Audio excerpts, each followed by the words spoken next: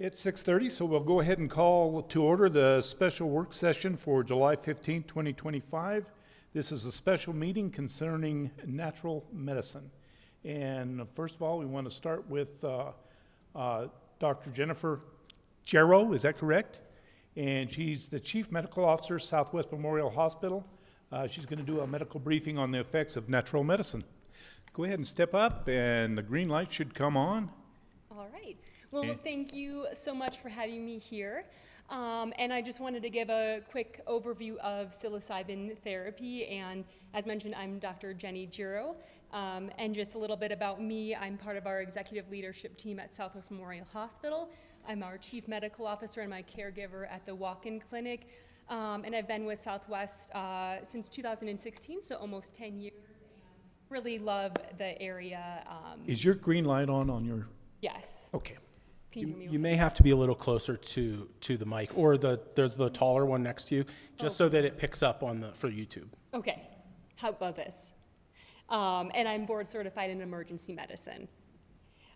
So really the goal of this presentation is just to help present information so everybody can make an informed decision and come up with the guidelines.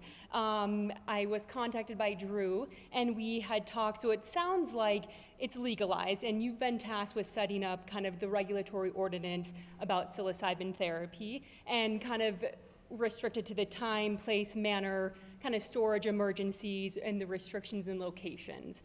And when I had my conversation with Drew, we talked about what questions can we talk about to help answer, to give you more information. And we kind of talked about what does a natural wellness center look like?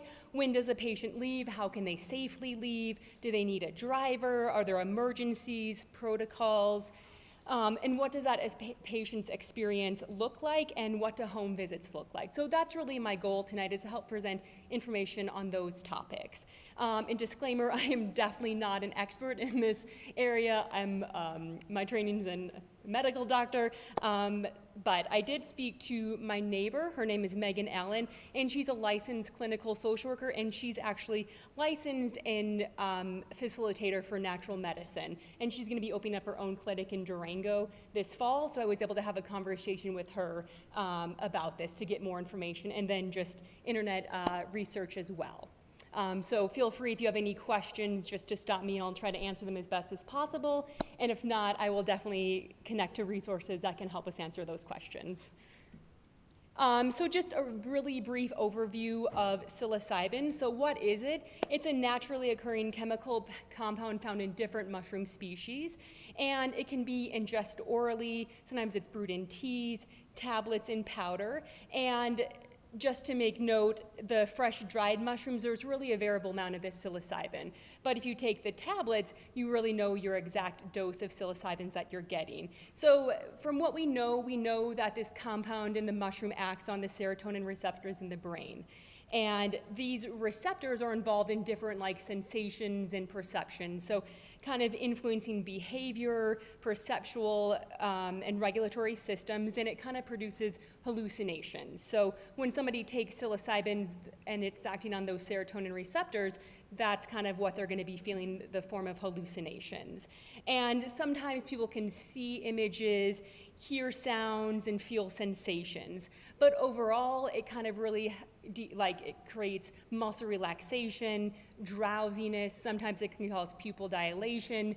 Some mild side effects could be nausea and vomiting. But overall, people are going to be in a more relaxed state, kind of more drowsy compared to other types of hallucinations, which sometimes can produce more like aggression. It seems more like with psilocybins, it's more like a relaxed state. And then overall, there is a very low risk of addiction and minimal side effects. So low risk of aggression, and there's really no loss of consciousness. The patient is, not unconscious. They're kind of they may be altered, but they're not having any loss of consciousness. With higher doses, though, they can have a more intense experience or a bad trip. But as we talk about more psilocybin therapy, you can see how maybe some of that could be offset using a facilitator or a trained therapist when you're using these medications. And then just to make note, it is a Scheduled I controlled substance, so it's not currently accepted for medical treatments in the US. But there's a lot of research out there, and as you can see, there's just the organic structure of the psilocybin, and the other image is just really depicting how it can act on that serotonin receptors. Does anybody have any questions about the compound or what potentially ingesting it looks like? Yeah. Sometimes. So, just so that we have people listening on YouTube, they cannot hear when the audience member says something. So if we could, what we'd like you to do is run through your presentation, and the end, we will allow people to talk to you and ask you questions. So if you'll remember your question and gather them, that's why we want you here for your participation. And in the end, we'll have you come up and then ask your questions so that everyone can hear. Sounds good. Thank you for letting me know protocol. And then I just really like this slide because it went over the dosing and the different types of milligrams that you can take, how like it's like microdosing, super small amount. You can feel very minute of cognitive side effects, but as you get kind of higher up, it's more like increased experience.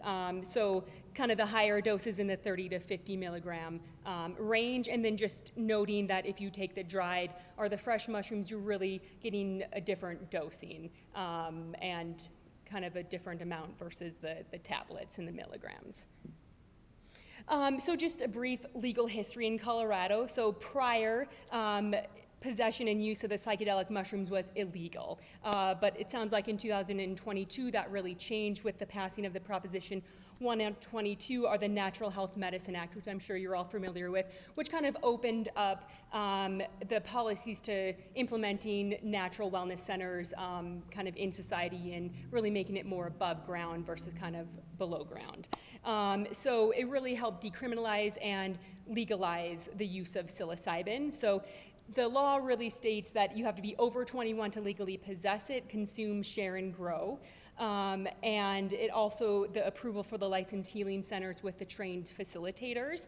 It still prohibits a retail sale of mushroom dispensaries. And it seems like kind of a gray zone because you can possess, consume, and share, but can't sell it. So it sounds like there's some gray zones within that area that was, just more of a gray zone. And then it is illegal to drive under the influence, and it cannot be used in schools, public spaces, and you cannot use it if you're under 21.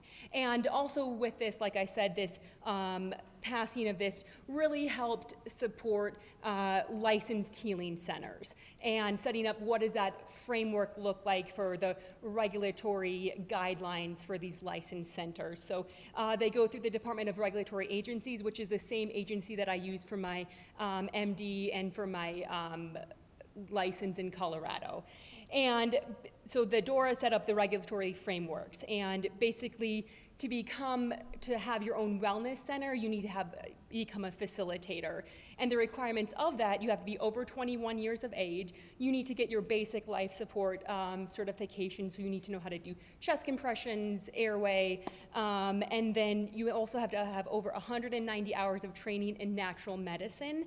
And basically, once you accomplish this, then adults can have supervised access to psilocybin for therapeutic uses. But it does have to be located at least 1,000 feet away from schools. And like we talked, local governments cannot block the healing centers, but can kind of set up guidelines. But it has to be at least 1,000 feet away from schools. And then just kind of go over more of the training that the facilitators need to have their wellness centers. And I thought that was important to kind of talk about because it really shows you how there's structured regulations to setting up these healing centers. So not just anybody can open up their center, but they have to go through trainings and regulatory requirements. They have to follow these state requirements. And really this helps support, when I was talking to Megan, above ground use, because it's creating monitored situations in a safe, regulated environment versus like underground, people kind of avoiding, making sure things are following a certain protocol. And when I spoke to Megan, she said there's underground risk when people do like psilocybins without any regulatory guidance, is that you're in that altered state, and it can be easy to take advantage of somebody, risk of assault, abuse, and then really unknown substance ingestion. But when you're going to a licensed center, you can be guaranteed of safety, a safe environment, and safe use of psilocybins. And then there is a high cost to become a licensed facilitator, so the training programs can range up to $5,000 up to $10,000 for this. And then to become a facilitator, so you need to take that course, but then you also need your basic license. So to treat behavioral mental health conditions. So psychologist, licensed social worker, licensed clinical social worker, marriage, family therapist, counselor, addiction counselor, MD, DO, NP, and PA. So first you need that basis. So you have that cost of that schooling, and then you need 150 hours of that education through an approved facilitator program, which can cost like $10,000.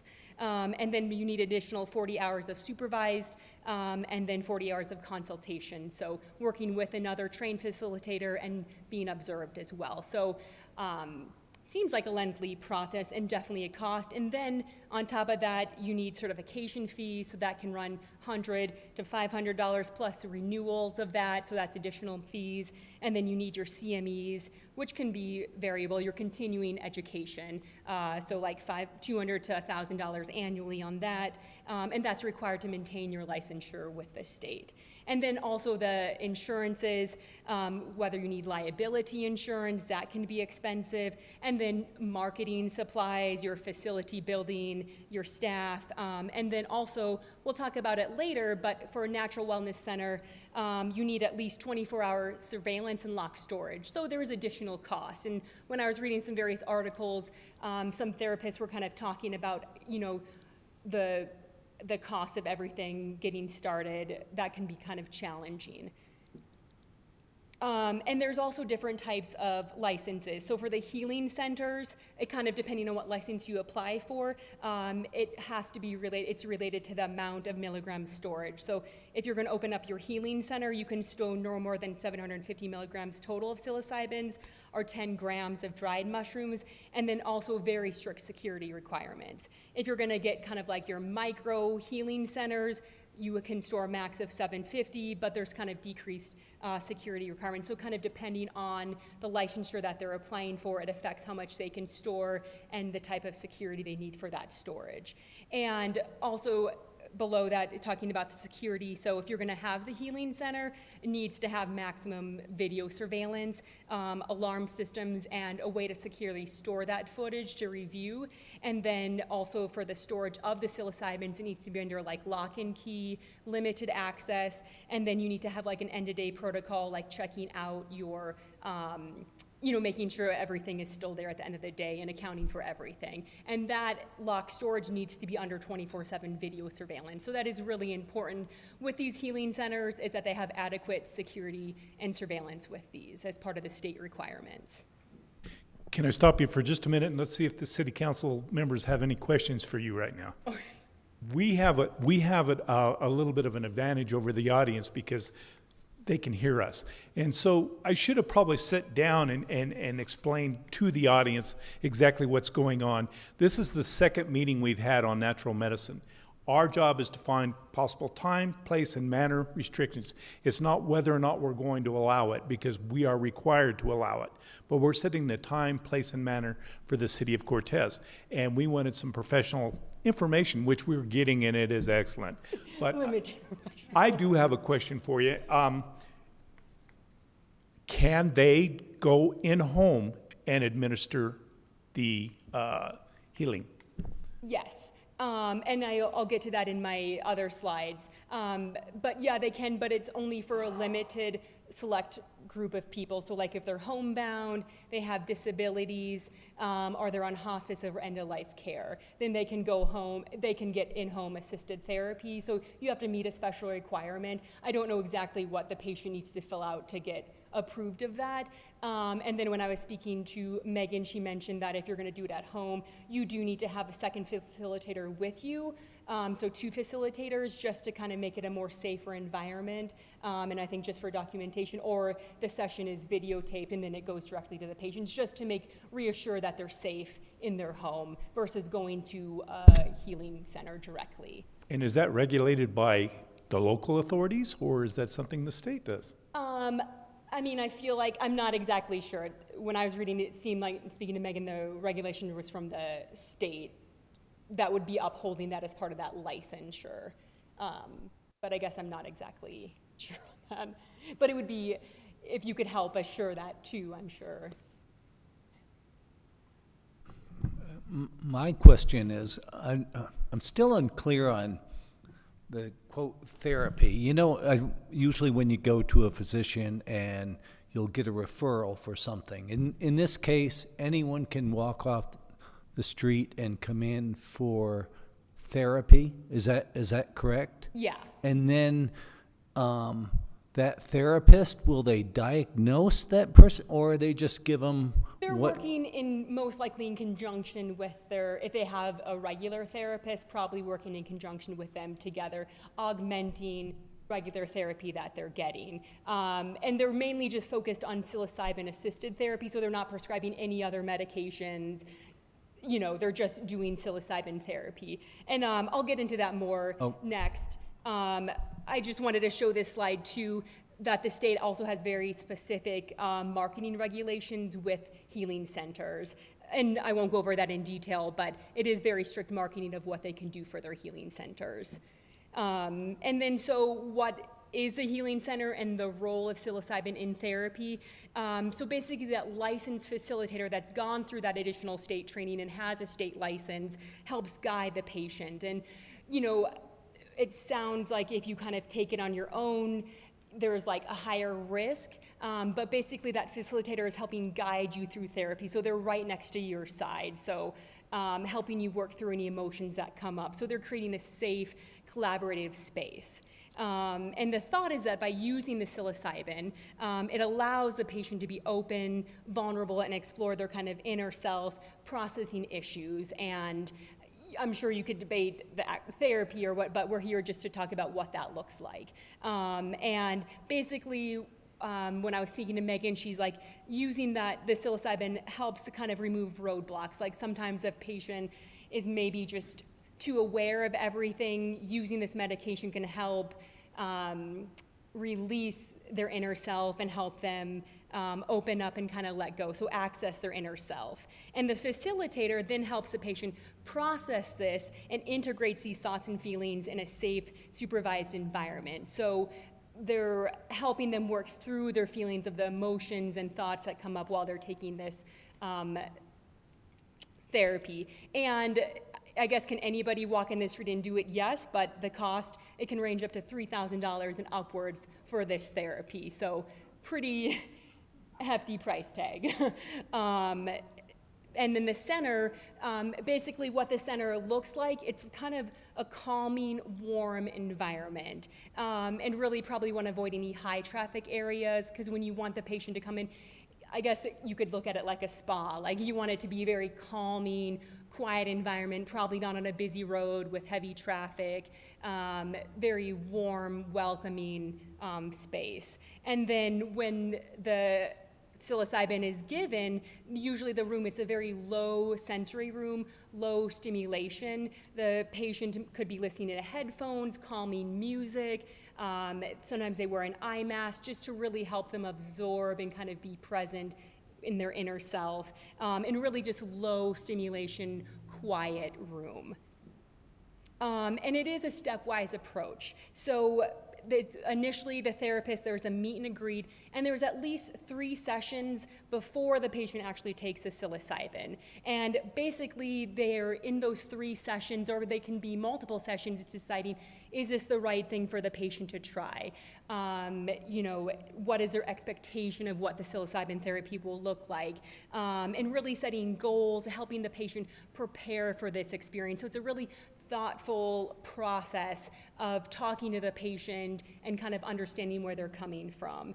and really discussing how the facilitator can help during the active treatment.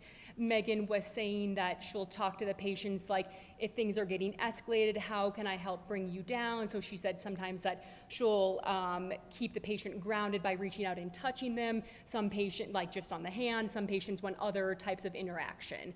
And then the patient must sign an agreement before doing the therapy. And on the day of the therapy, they absolutely do need a driver, and the patient has to show up and walk them into therapy and walk them out. So that is a requirement. And then overall, it's like a non-violent, safe space. And sometimes maybe if a patient has more intense, like, PTSD, higher risk of aggression, it's just really taking that extra prep with the patient and determining, how to make it a calming, safe environment. And maybe it's not right for them after talking to them. And the role of this facilitator during the psilocybin therapy is that they're going to sit in the room with the patient and observe the patient. So they're right next to the patient during this whole therapy.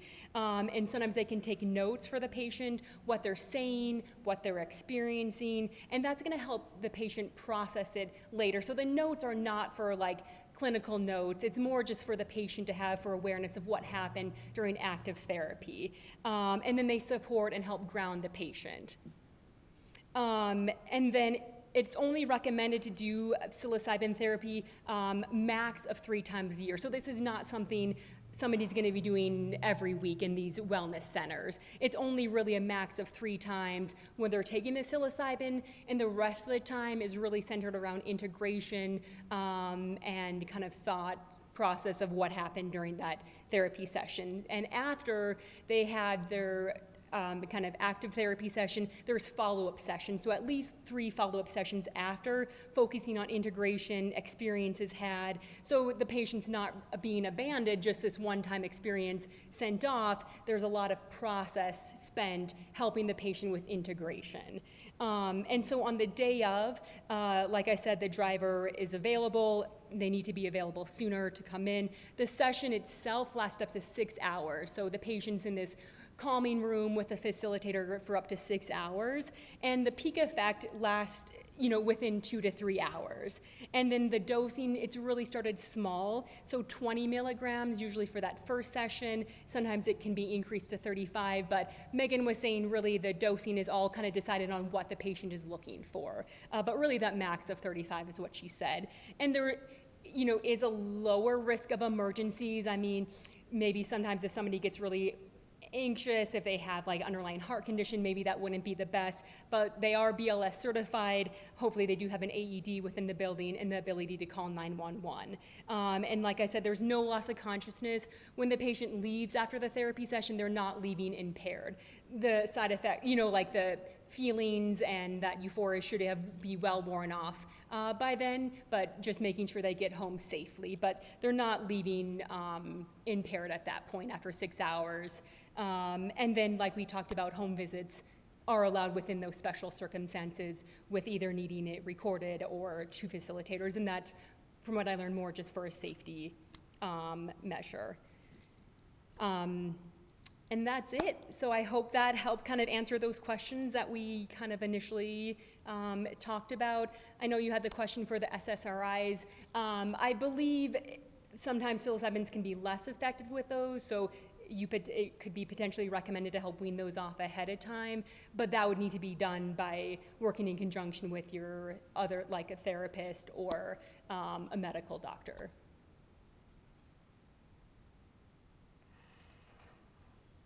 I think Thank you. council probably has some questions for you. That was an amazing presentation. Thank you for pulling that together. I insight. So the guidelines for a treatment session that you just went through that were shared with you by your neighbor who is going to open a center in Durango soon. Yes. Are these are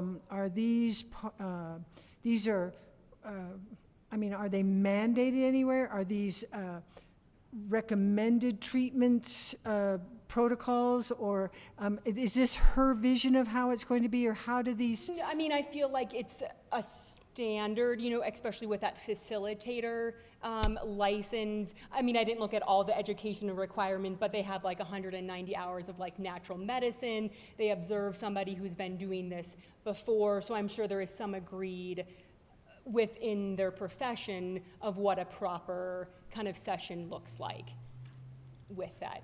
So how many are open that you're aware of? I mean, and you and your friend in talking about this, the one who's going to open the session, how many are you aware I of? am not aware. I mean, I think this is all very new, Right. kind of emerging. So I'm not aware of any that are open, Right. but I could be wrong, so. You did an awesome job.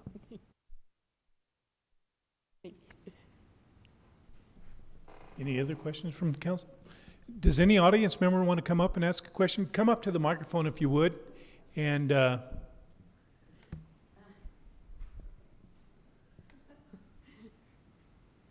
here. Hi, my name is Eliana, and I'm a member of this community for about 6 years now.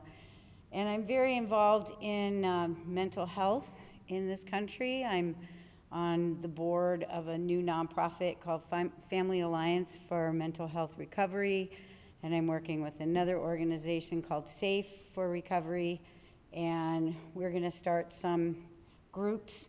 Like, there's really no support here in this community or anywhere in this area for mental health support, family support groups.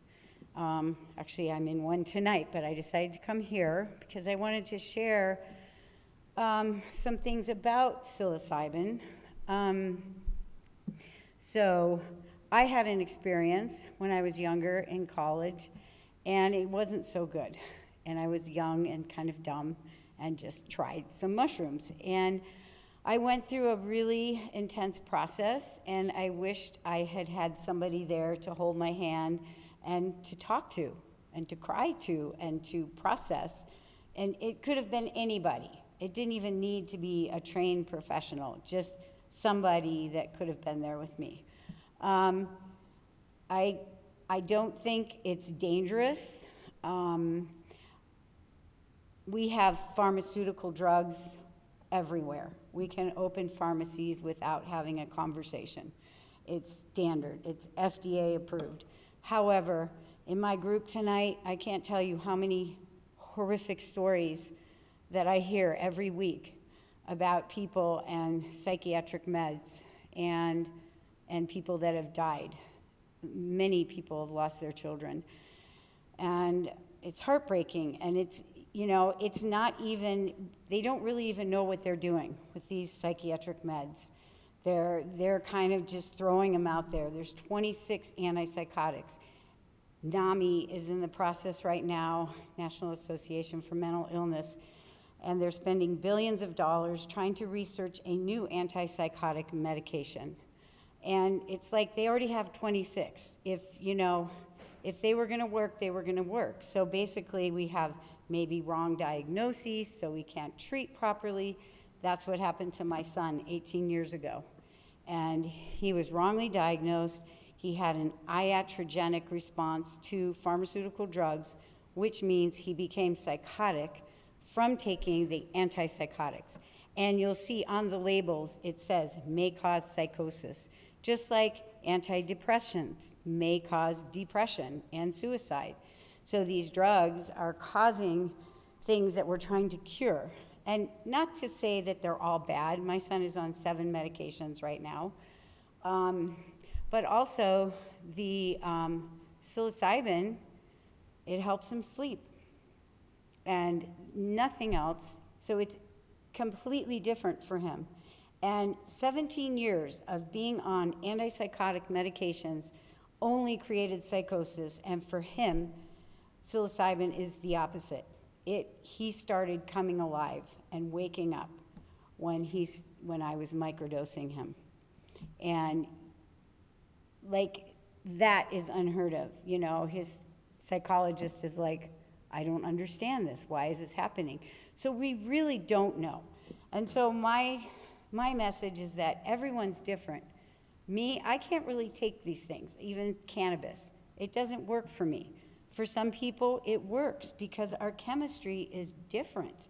We're all different.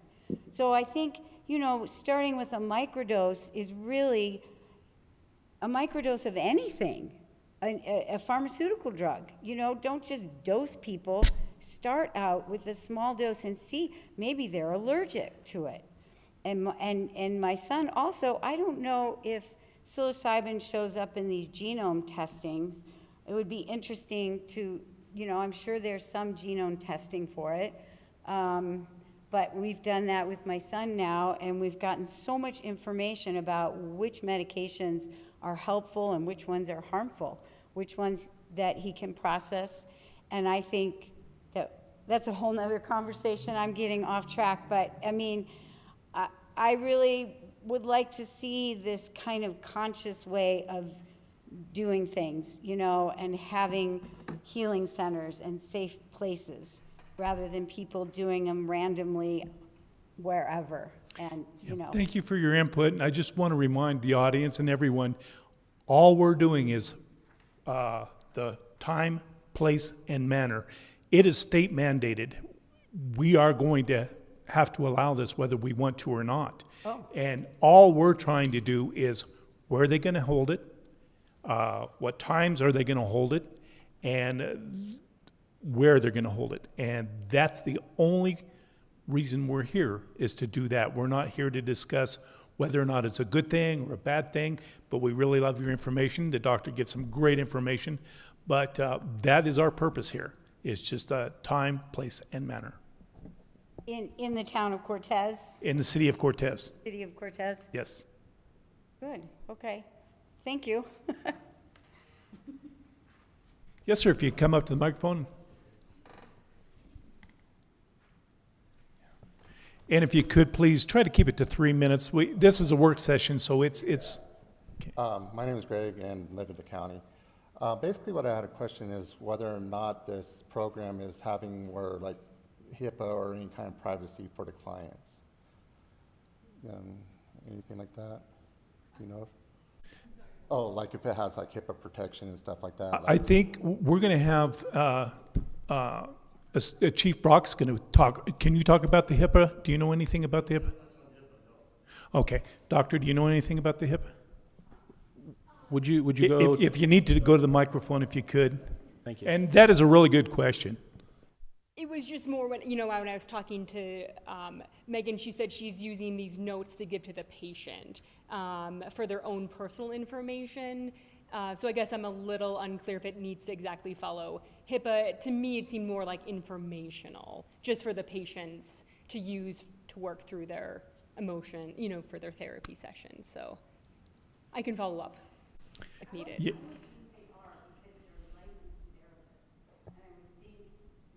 Okay, we have to come to the microphone if we're going to talk. We're going to have to reflect to the state on that. I don't know. We don't know. That's something the state has to tell us. Like I say, we're only here for place, time, and manner. Right, And that's where I'm kind of like drawing to this one is where, since it is a beginning kind of program and framework and stuff like that, is there a number or lawyer that you can contact to make sure what the changing regulations and stuff like that with this program, that we're not in any kind of unlawful acts? We're not aware of any resources like that. Perhaps the Department of DORA, I can't remember what it's whatever the regulatory. Yeah, Department of Regulations Agency. Yeah, Department of Regulatory Agency, which is a Colorado state agency, they have a lot more information than we do. So they're the umbrella agency for the state. And then the other one was like, since this is a beginning program and there's going to be more centers probably popping up and stuff like that, is there a central agency to put forth like comments and stuff like that for like, you know, like whether treatment is being, you know, like useful and stuff like that, like positive or negative, and seeing how the program. I would think that's DORA. Yeah. That would be DORA too? Yeah. Okay. of course, if you have some complaints or have issues on a local level, you can certainly go to the local police or city council, and if you have an issue with it, as far as the administration, that would be the state level. Okay, all right, thank you.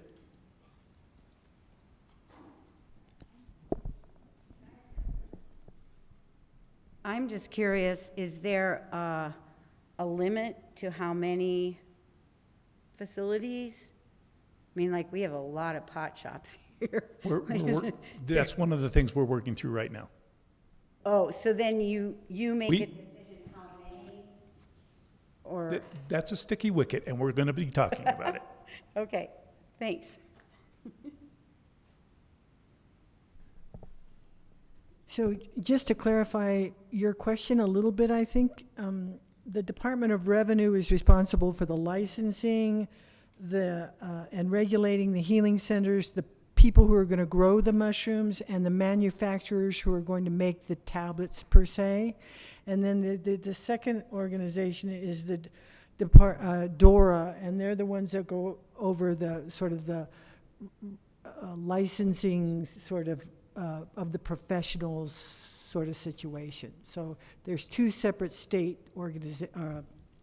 agencies that are involved in this. Sure, if you have something else, come on up to the mic, and if you limit it to about 3 minutes, we'd appreciate it. Mr. Mayor, can I encourage all of the speakers, especially those that are a little taller, to use the large podium so that they're Yeah, they can speaking hear it a lot better into the if you use that. microphone. Good evening, council members. Thanks for having me. It's good to be here. Excuse me. I'm Benjamin Rubin. I'm with the Journal, the local paper here. I was just curious about the status of the moratorium that was put in place in February. If I understand correctly, I believe it was a moratorium that kind of put a halt on applications, and if you could offer any clarification on the status of the moratorium. Absolutely. It's in place, and that's why we're here, is to work out it gives us time to work out an ordinance on how to regulate, and then when that expires, we'll have an ordinance in place that regulates it. And what date does the moratorium expire? You know, I don't know right off the top of my head. All right, thank you. It is quick, and that's why we're trying to do this. We've been working on this for quite some time now.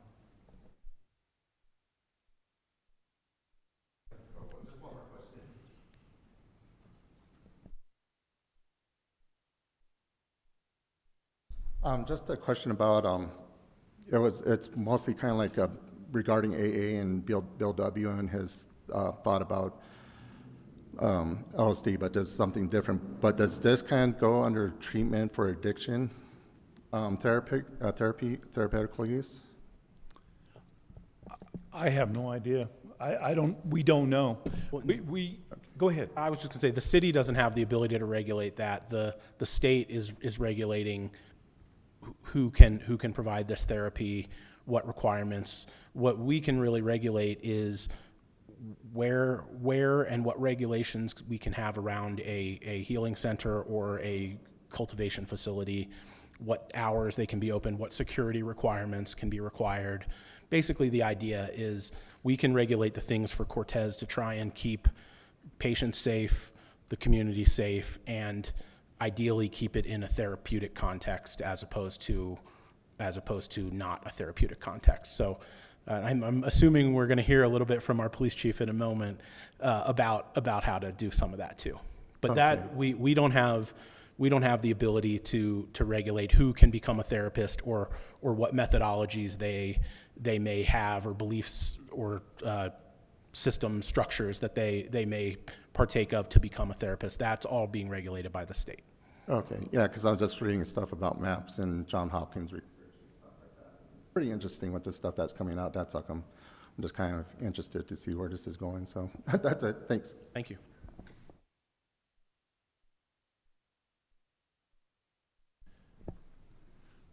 Okay, we're going to invite Chief Andy Brock up, and he's going to brief us a little bit on law enforcement and natural medicine. Well, thank you. Appreciate this opportunity. I want to say that was a great presentation. It was about 3/4 of mine, so just remember 3/4 of mine was great. Get that started. A couple things that maybe some answers to some questions right away is mushrooms are legal. So as far as law enforcement, they're legal. If you have them, they're legal. The only time that they're not legal is if you're driving, if we catch you under the influence driving, or you're partaking in a public place. You know, if you're seen in the public. If you're in your home, if you're someplace else, they're legal to have. We have no authority over that. I called the state alcohol regulatory people who said, we think it's falling under marijuana regulatory. And I called them and they said, we don't know who it's falling under. So that's where the state is. They don't know right now. So that's a little bit concerning. I think this is going to be something similar to marijuana where it's going to change and evolve over the next time period, whatever that time period is. Things are going to change because they really don't know. They don't have all the answers yet. They've put something out there and they really don't have a stop or a backstop where things are going to go. So really, we're not sure who's going to oversee this. I talked to CBI concerning if we have somebody who we believe is high driving, and they said you can send us a blood sample and you pay a little extra to get the test, but we're not sure how long it would stay in the blood system or what the legal limit is for mushrooms in the blood. So I'm not sure where that gets us. So that's a little concerning.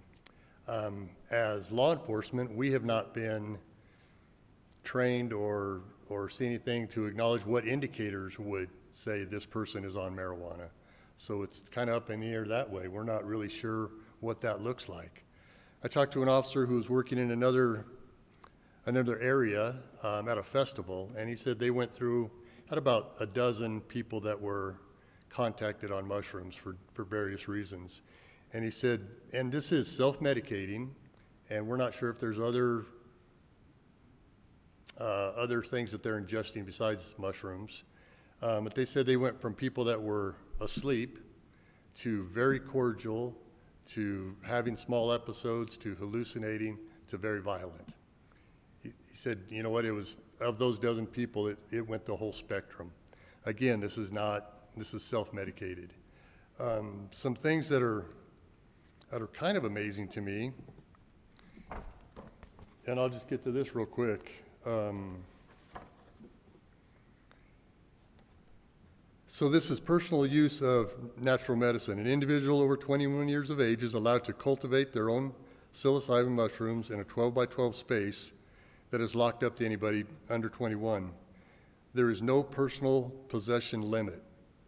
So you have your micro facility, with a health facility, and they can, well, this is some spores that we picked up, and basically that 10 grams that they're talking about, a gram is about a package of sugar, so 10 packages of sugar. So that micro can hold 10 packages of sugar, basically 10 packages that size, and the regular facility was 10 and greater. There's no limit for your personal use or your personal, you grow it, you can have as much as you want in your home. So there's no limit on that. But then it goes on to say, an individual may share with an adult over 21 in the context of counseling, spiritual guidance, community-based use, not sure what that is, supported use or related services. And then it says no payment for natural medication except the law permits payment for bona fide harm reduction or support services used concurrently with sharing. So I can't charge you $50 for the mushrooms, but I can charge you $50 an hour. I don't know what they're expecting law enforcement to do with that. It really makes no sense to me. I'm not saying good, bad, or indifferent. I'm just saying I don't see any definite line for us. It's very confusing. No open and public display of consumption. And then it goes on to say that there's no sale of natural medicine prohibited under the law, but you can share your own natural medicine at home with adults over 21 years of age. You cannot charge for the natural medicine, and they cannot pay for the natural medicine. but they can pay for the service for some reason. I'm not sure how that breaks out. A couple other things that were interesting. The advertising. Said nothing that appeals to, you can't advertise anything that appeals to an individual under 21 years of age. So isn't every 16-year-old want to be 22 or 24? I'm not sure what doesn't appeal to a 14-year-old or a 16-year-old that appeals to somebody that's 21. So I think things like that have got to be firmed up, are going to change, and they're going to be firmed up in the future. They're just not now. See, you can't advertise that natural medicine is safe because of testing. That's illegal. You can't say anything to do with indigenous people unless you are part of the indigenous people. So you can't say you're a shaman or this type of a thing. So you have to be very cautious that way. It just leaves,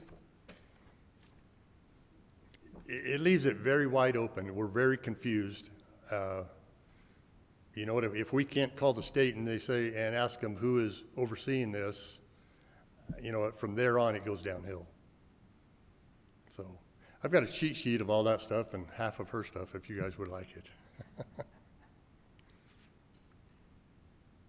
Thank you, Chief. Does any of the council members have any questions?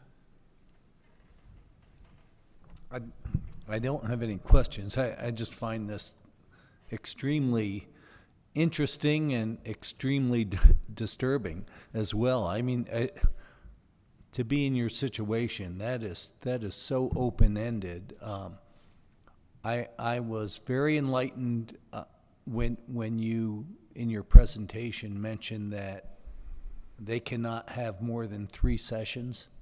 So, you know, my first thought is, and it costs $3,000 per session, and so my first thought is, how many people can afford that? And because they can't afford that, what's going to be their next option? Well, we're going to grow it at home, and then it's going to, you know, that takes on a whole different ball game there, and that's what disturbs me. So There was one other thing I was going to tell you.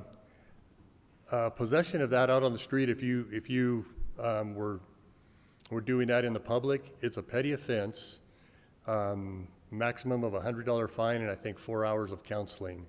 And the city, they can't override that. That's as strict as it can be. So the energy that you put into this is a petty offense, and there it is. So along those lines, I'm kind of looking for your feedback to me. I learned a lot last week during council session when we were talking about juveniles and the discretion that you had with what happened to them and what court they went to.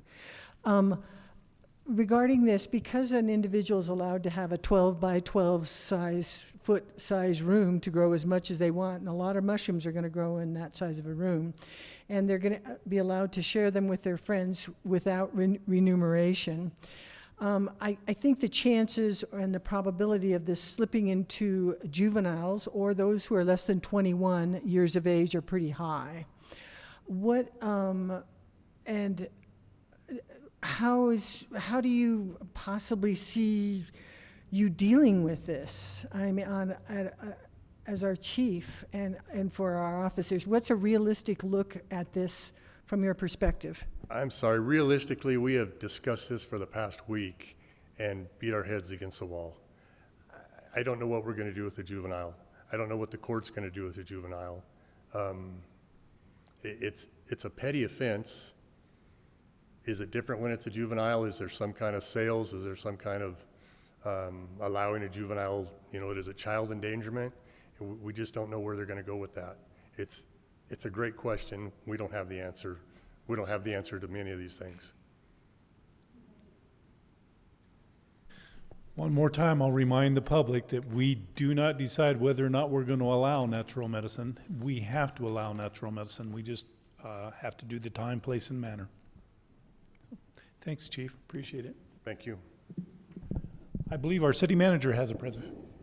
Yes, council, so this is actually joint with our city attorney. So excuse me, the format we'd like to use, and my presentation should come up here any second. The format we'd like to use is I have the sheet from last week, and you actually have this up on the dais there that has been updated, or what we've done is gone through, and as part of this presentation, I have what was there last time.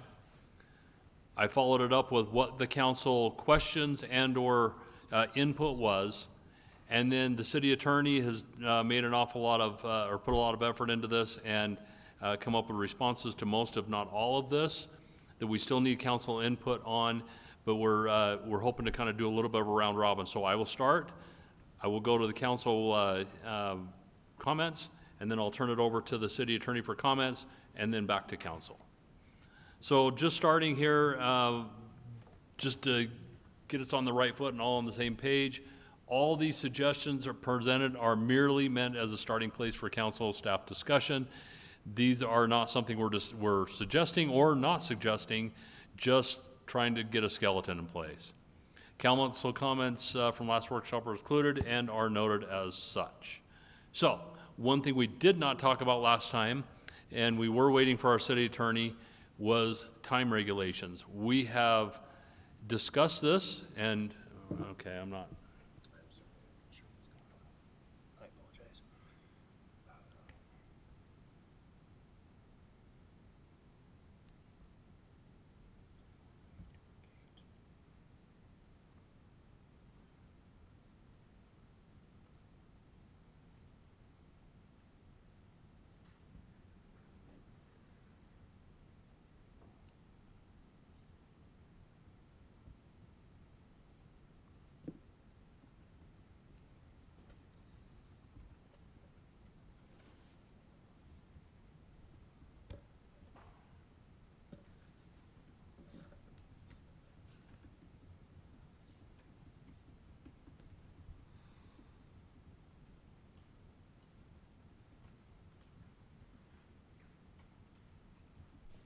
We were having some technical difficulties, and we've got our pro working on it, so we should be back online in just a moment.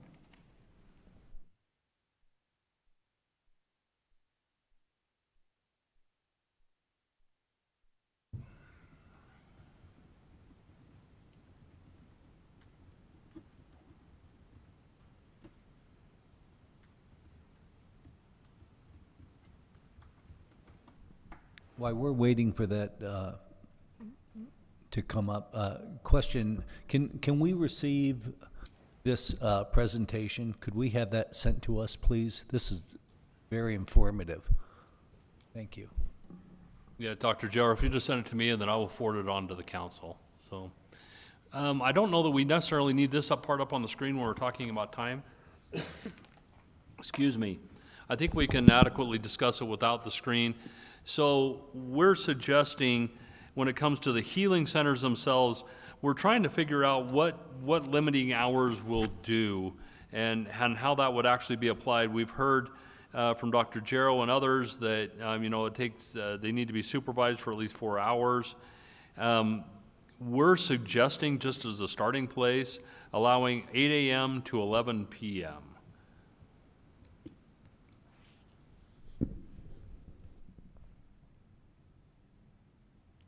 So that would accommodate someone who would be dosed at 7 o'clock at night until 11 o'clock. That would be theoretically the last dose. So in theory, someone could go to work that day and come and receive their treatment at 7 p.m. at night and go off and be discharged at 11.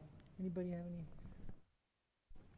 No, I think that the limit on the last dose being 4 hours and having to have 4 hours of time, I think that does what we need it to do. I think the hours of 8 to 11 are fine.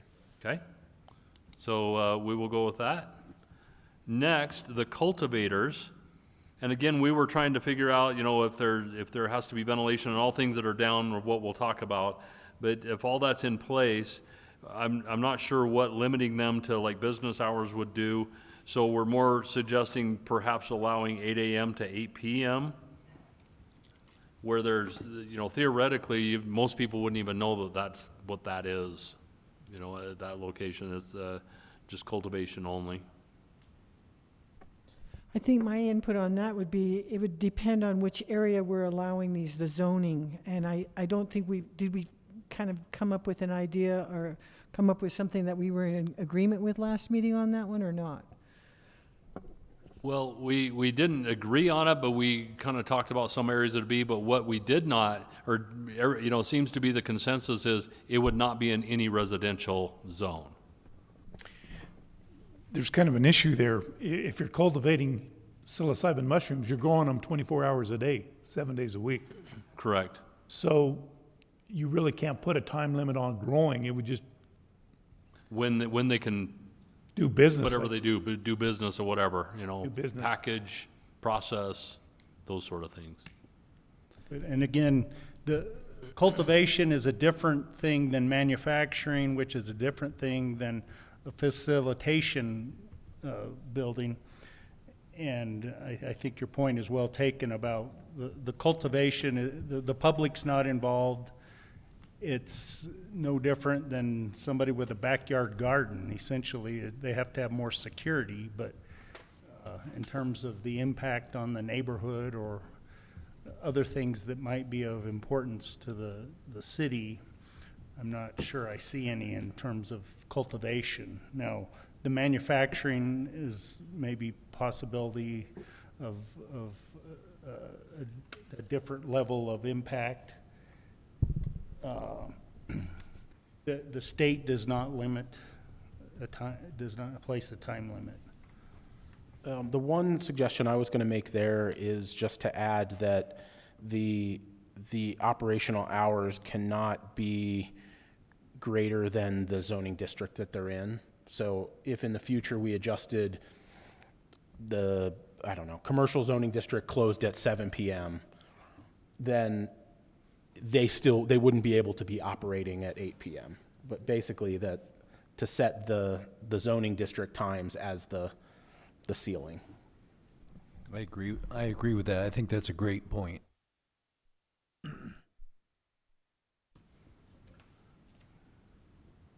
Okay, excuse me, making a note here.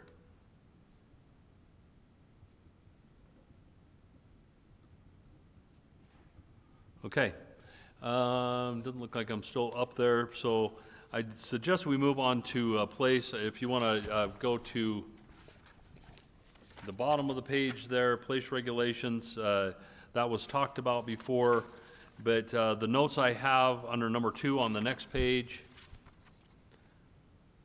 and if I can maybe just get to my own thing here, because I got the notes online here. Okay, so the council comments for that one were 1,500 feet with exceptions provided for the hospital PUD. This is one where I just wasn't sure what exactly we were talking about. Should it be greater or less than the hospital PUD or not at all? So I was hoping council could expand on that thought. And perhaps I can add to that. So the hospital PUD, it was a county planned unit development. So it was zoned as a PUD prior to coming into the city. And the city cannot, by ordinance, change the PUD. And as part of the PUD process, they adopted covenants. Those covenants, to change them, have to be voted on by the property owners in the PUD. Currently, there are no limitations within the hospital PUD, other than it has to be a medical or health-related use. And so then the question becomes, is this a medical or health-related use? If it is, then then the PUD restrictions apply, and there are none with respect to, I think you have to have a 1 acre minimum lot size. Pat, I think what we were talking about related to the PUD and to the hospital PUD and potentially the industrial park is that both of those would be within 500 feet of a public park. That was, we were kind of talking about it in the context of the park, and we were talking about specifically allowing it even though it was within that distance, because those would be two acceptable places to put it for our regulations beyond our specific 500-foot park Okay, regulation. there, ergo the exception that was discussed, okay. Yes, yeah, that was the idea was to Okay. not specifically exclude those two areas that could potentially be a good fit for it, and a safe fit for it, even though the natural area is right there. And to clarify, the distance limitation under the state rule, it's 1,000 feet from a child care center, preschool, elementary, middle, junior, or high school, or a residential child care facility.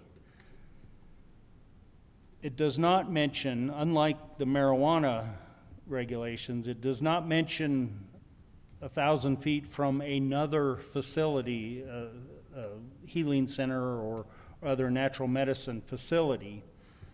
And the only way that comes into play is if the state, and just as a preface, every one of these applications under the city regulatory scheme first requires that they be licensed by the state.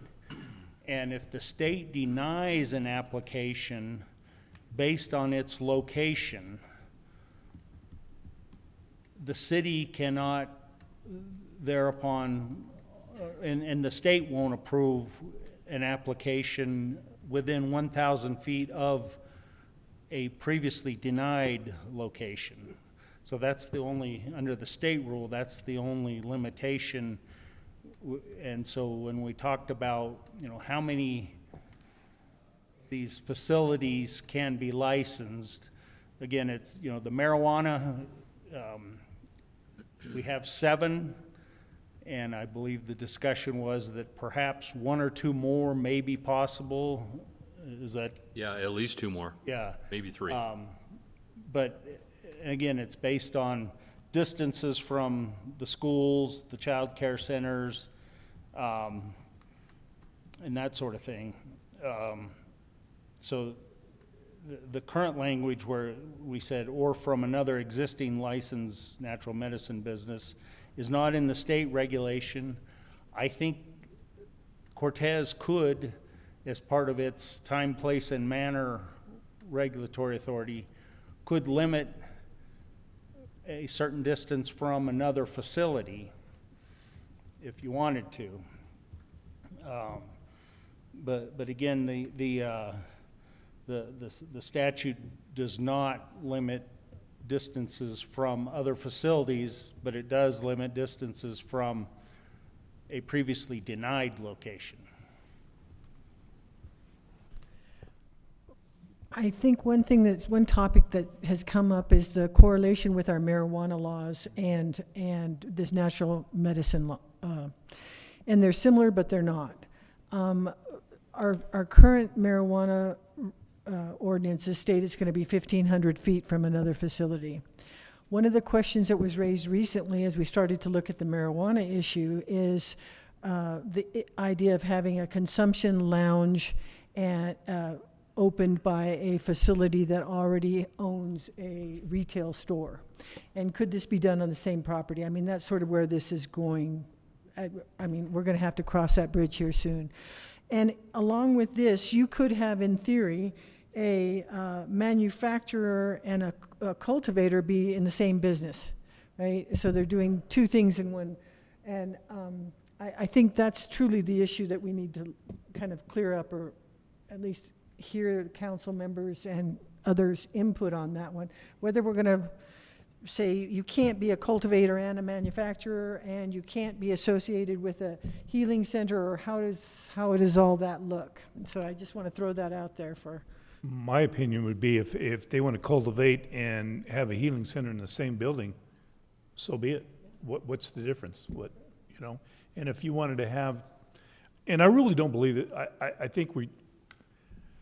I hope that this doesn't blow up and we have a whole bunch of healing centers. I just hope Cortez isn't known for 10 or 15 healing centers.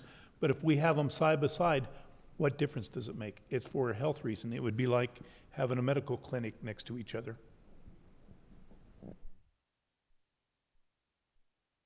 I'm trying to throw out an idea with that. And that, would it be, if they were owned by the same entity, it would be acceptable if it broke apart from the 1,500-foot rule or something similar to that? I mean, I would hate to see a row of one right after another anywhere, but I don't know. I'm just trying to get a reasonable approach to this. I mean, I understand what you're saying there. I actually, like, thinking about where it potentially could be in our community, I don't know that having multiples near each other, if they had different therapeutic modalities, that one is one practice and one is another practice, that it would be much different than having a psychiatrist next to another type of therapist, other than the safety concerns about the management and security of natural medicine specifically. So I don't know, to me, that the distance, it doesn't have the same recreational issues, I think, that marijuana does, and that we're trying to regulate there. I think, to me, mostly what we want to do is keep it away from public spaces, children, and make sure that it remains in a therapeutic, safe context. So I personally would be fine with striking the distance from other centers, natural medicine businesses. I'm fine with that as well, as long as we adhere to the 1,500 feet distance for schools, churches, etc. And I did want to mention, before I forget about it, is that there was a question regarding the moratorium. It expires August 25th. Now, that doesn't mean we have to adopt regulations by August 25th. It just means that after August 25th, unless you extend the moratorium, somebody could get a state license in an area that you would not be able to regulate under your proposed regulations, so that they would be essentially come in as a pre-existing non-conforming use if they located in an area that your new regulations would have prohibited. Pat, that does raise one question. Since this is an ordinance, if the first reading of the ordinance was before that expiration date, does that cover us, or no, the full ordinance would have to be in place? Sorry, there was a head shaking. No, it's from the effective date on second reading, Okay. 25th of February. So, No, he's saying if we have the first reading of the proposed ordinance in place before the moratorium expires, or perhaps it's done, when the moratorium. well, there's a concept of a pending ordinance doctrine that you could argue that because it's already received first reading, that any applications received after first reading would have to come in under the newly adopted regulation. I'm just trying to align I'm just looking at the calendar, just trying to align our schedule. So to meet that, we would have to have the first reading of an ordinance at the first August meeting. Yeah. Okay, thank you. Okay, anything else on this, council? All right, I think we have what we need on that. So the next one is a building where natural medicine business located may not be within 500 feet of a public park. The council made one comment or asked for the definition of a park, which is, quote, publicly owned land used for active or passive recreational purposes. So that includes Carpenter area, Montezuma, or Hawkins, et cetera, and as well as our traditional parks. So council questions or comments from last time. Again, that 500-foot exception for hospital and PUD industrial park, I think we have that clarified now. So I don't think that's an issue. However, here we are, and we have arrived at zoning. This was what was proposed, or at least just commented on last meeting, was commercial, industrial, and hospital PUD. And I guess I'll jump in there on this one. So just looking at our marijuana code, patient and caregiver marijuana cultivation is allowed in all of the residential zone districts, the central business district, the commercial district, the neighborhood business districts, but for some reason not the industrial district. I'm sorry, can you clarify that for me one more time? So is that your personal use growth? Patient and caregiver marijuana cultivation. So that's not commercial? Not commercial. Okay, so, but we're not gonna be able to control that anyway for? Yeah, and it's this, I think it's similar to the 10 square feet issue. And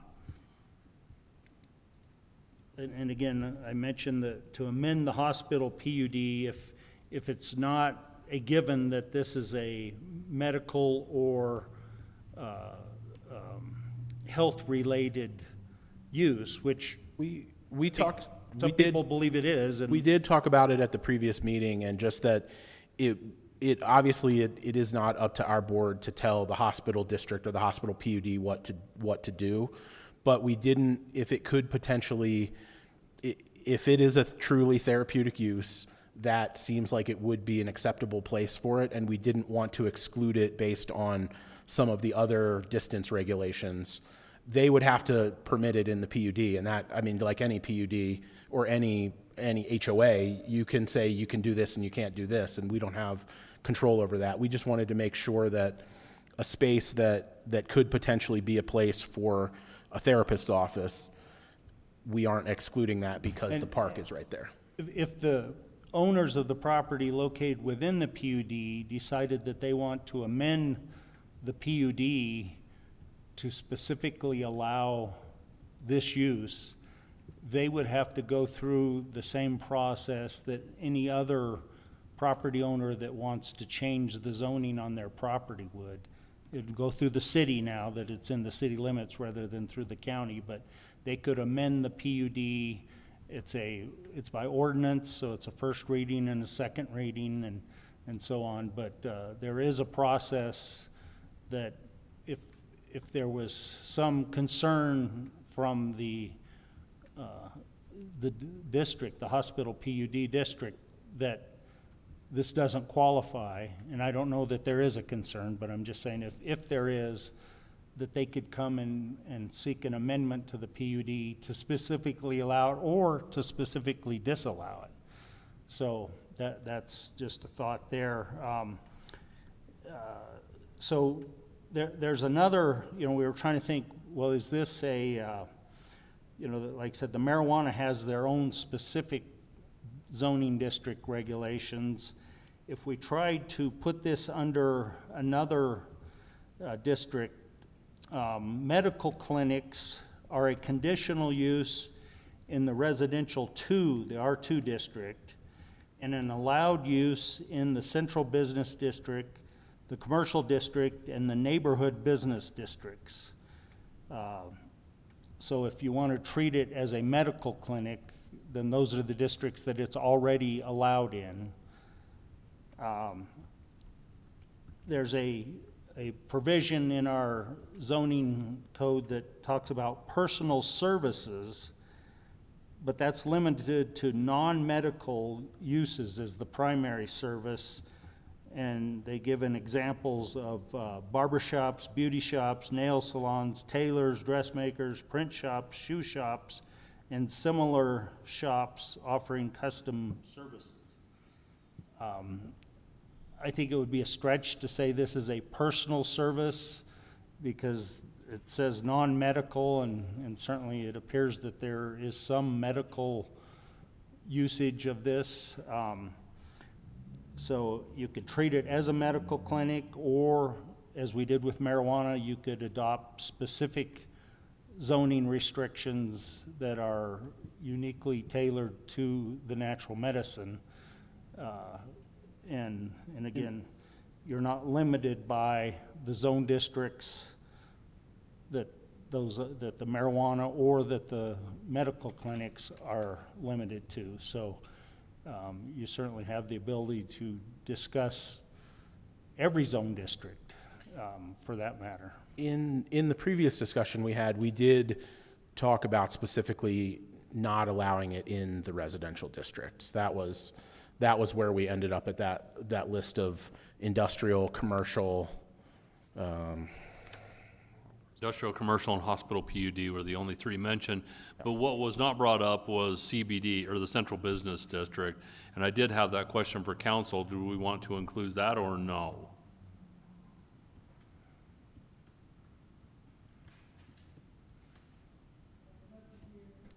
Anybody's thoughts on why it shouldn't be in the commercial business district? And the neighborhood business district is also one that's not specifically a residential district, although it. We did discuss that last time, and that it is a predominantly residential. I mean, it's probably 90 to 95% residential.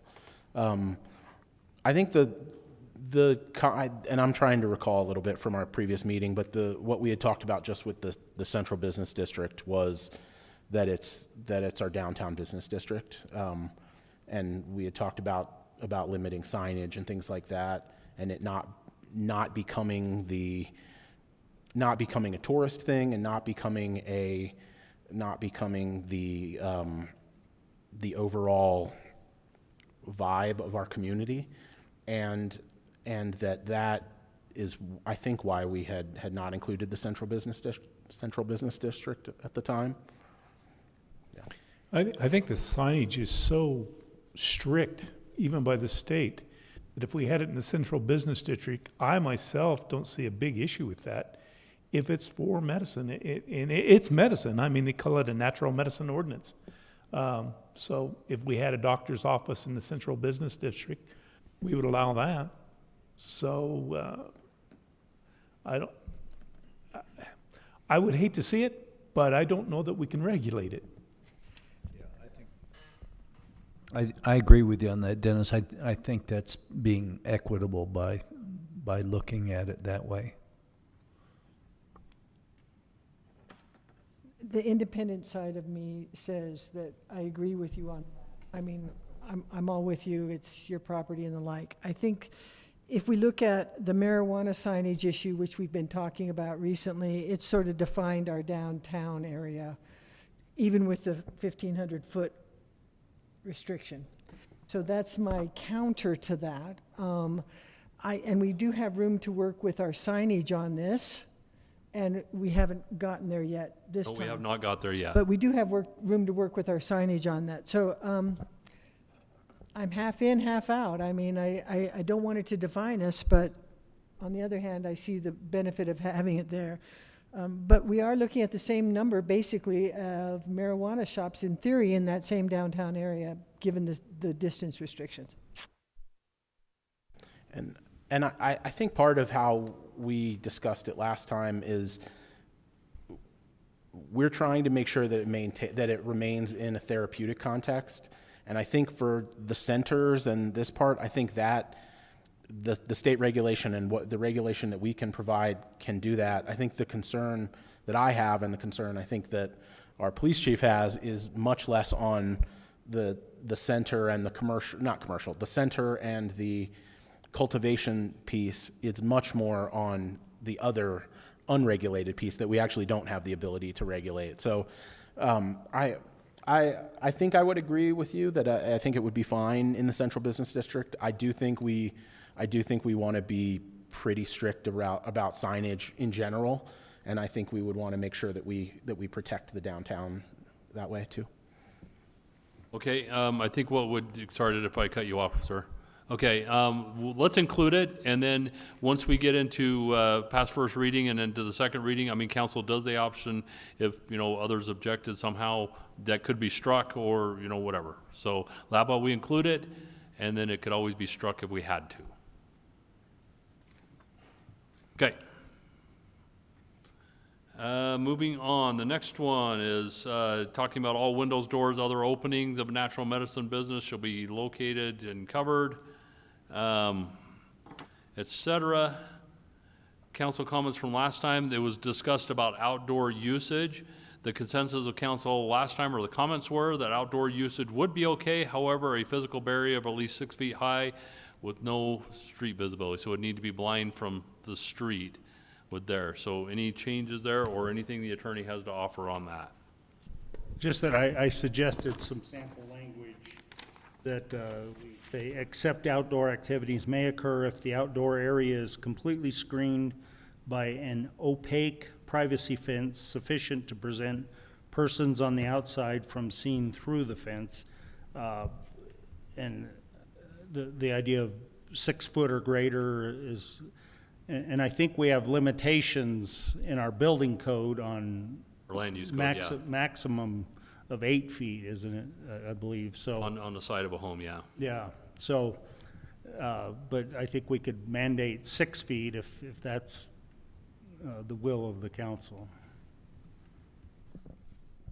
I'm fine with that. The only other thing I'd say about the wording in this one is that it says openings of a natural medicine business. I think we're really looking at the healing centers here and not so much the manufacturing or the testing or the cultivation sort of things. Correct, yeah. So I think we should probably just change that from business to healing center. Also, one other suggestion, maybe council and city attorney is, you know, as we mentioned the land use code, it just occurs to me that we don't want to be saying it has to be 6 feet high and then they want to do it in the front of their business and then somehow we're countering the land use code. So I would suggest perhaps we put something in there that it also has to comply with the intended usage of the land use code, meaning that 6 foot fence cannot be in front of your business. It needs to be, it would have to be on the side and as dictated by the land use code, is specific. Agree. Yeah, I would agree with that as well. Okay. Okay, I'm making a note, hang on.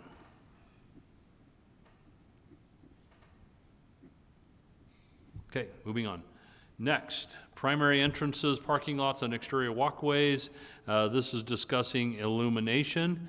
And we did have some discussion on this. However, council agreed at that time to use the suggested language that's in the regulatory codes. City attorney, any input? No, I think your language is appropriate. Council comments? Okay, moving on. Next, again, this was existing language is okay, but I just wanted to remind, this is about the security plan and secure storage of natural medicine, et cetera. The council said that existing language is okay. I wanted to just let our city or attorney comment if he has any. Yeah, no comments on this. A couple of things did come up on that comment about the quality of the video and retention time. Yeah, we're not there Oh, sorry, yet. I'm sorry. So in fact, I believe that's actually next. Yeah. So, okay, moving, and no council comments on that one, correct? Okay, moving on. All right, this one goes to video surveillance and provides coverage of all facility entrance and exits. Here are the council comments from last time.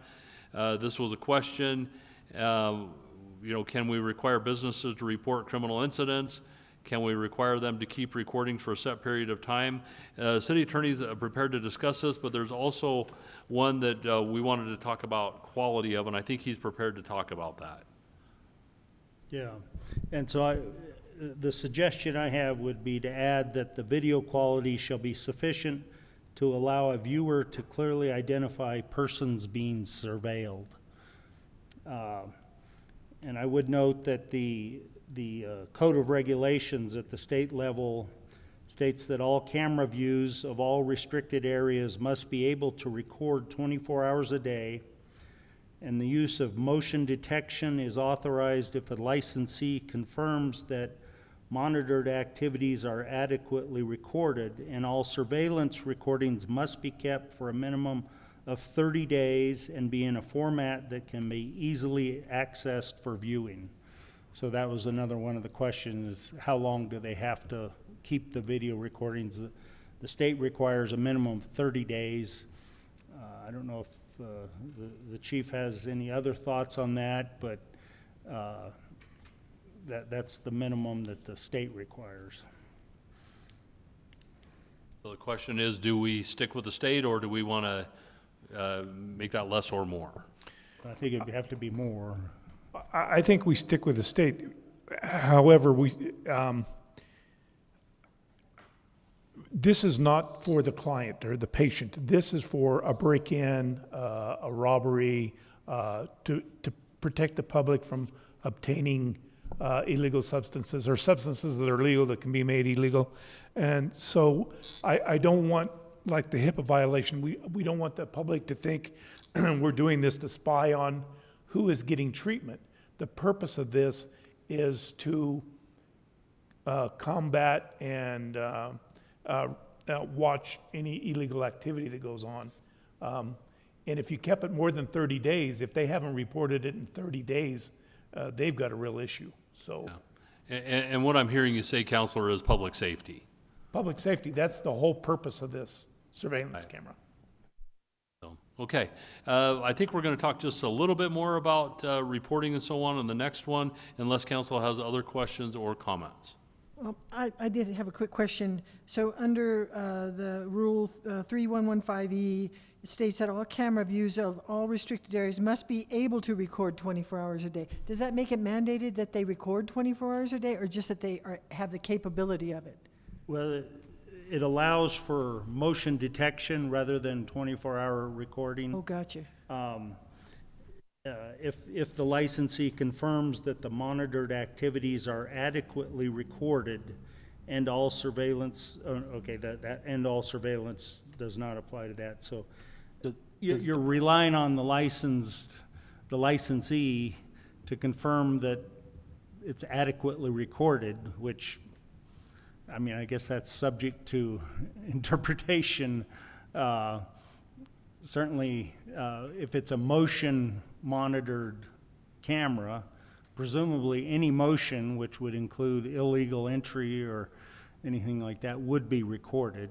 So, Does that require cameras to work in the dark? Does that 24-hour requirement mean that 8 hours a day you can't just have a black screen? yeah, it doesn't specify the state regulation, but if it's 24 hours a day, I would think either, night, I'm not sure the technical term, but cameras that record at night, or that you have the light, the spotlight that comes on. I don't think we want to encourage spotlights being left on, but if you had motion sensors, perhaps that would be the solution. If we have a violation of any of these rules, do we legally enforce it, the city of Cortez, or is that a violation and can it be held a violation of their license?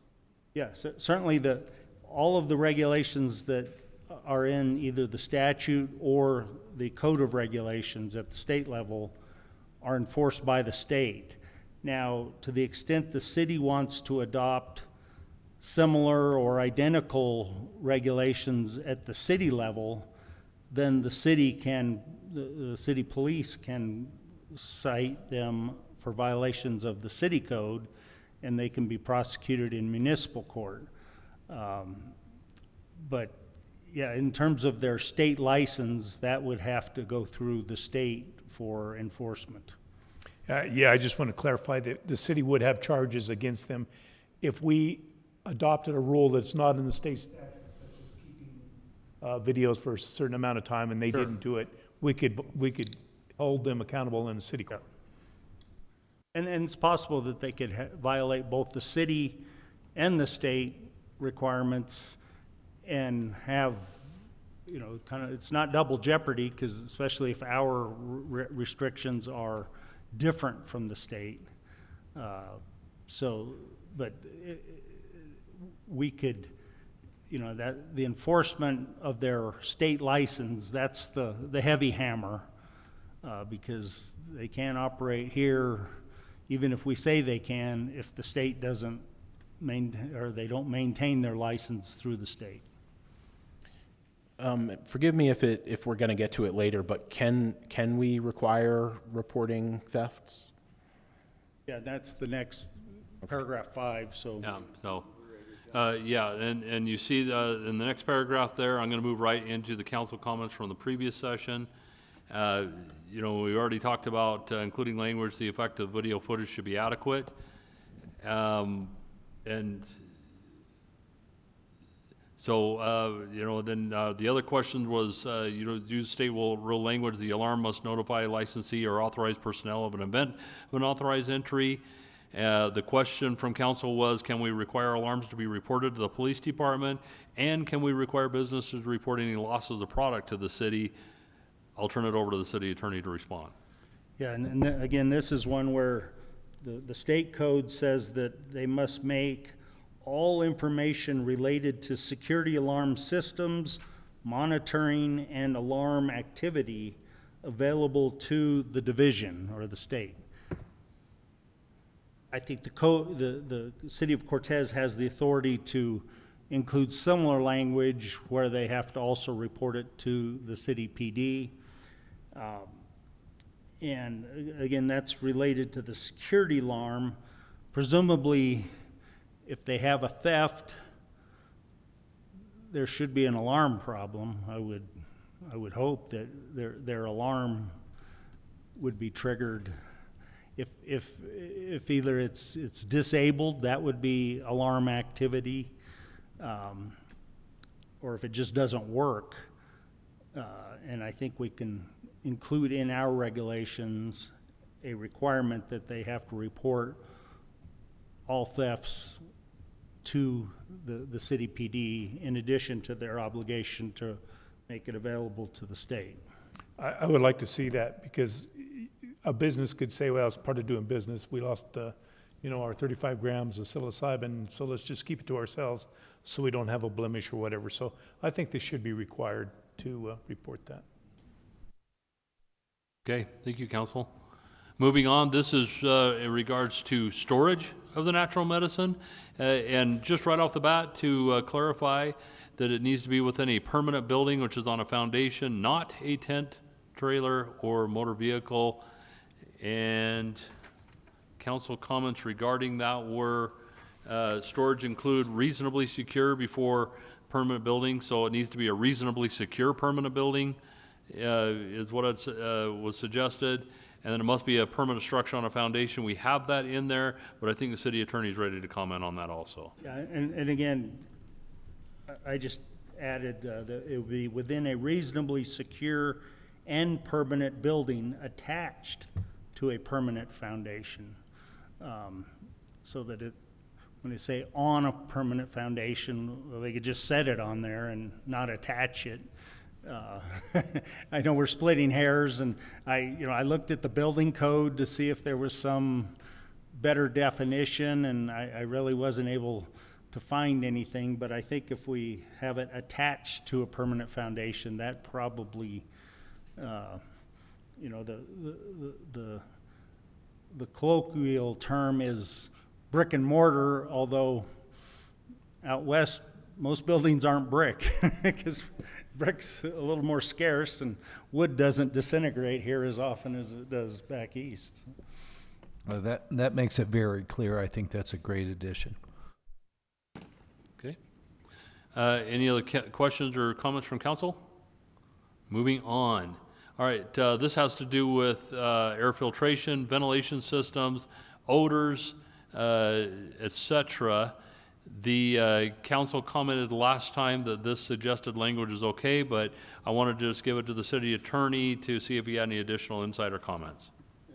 No comment other than the state code says that the filters for air conditioning, ventilation, and air filtration systems should be cleaned and replaced regularly. Subject to interpretation. Yeah, I'm not but sure what that means. I don't know that we want to get into that portion of it. Our building official might question whether he has time to go check whether their filters have been replaced. But. Okay. All right, moving on. Next, this has to do with secure disposal of medicine or product remnants or byproducts. The council mentioned last time that they felt, you felt that the suggested language is okay. City attorney, any other comments or concerns? No other comments. Okay. Next. Processing, including use of hazardous materials, including without limitation flammable or combustible liquids, carbon dioxide, LP, et cetera, is prohibited. Again, the council commented on that one. Go ahead and use the state rule. Any additional comments, council, or anything from the city attorney? No, just that the city can include that in its local regulation as well if you want. Okay. Moving on. This one has to do with non-hazardous materials used in processing natural medicine, need to be stored in matters to mitigate, ensure odors are not detectable, etc. Council comments on this one was to combine it with number 7, which was, I'll get that up above here.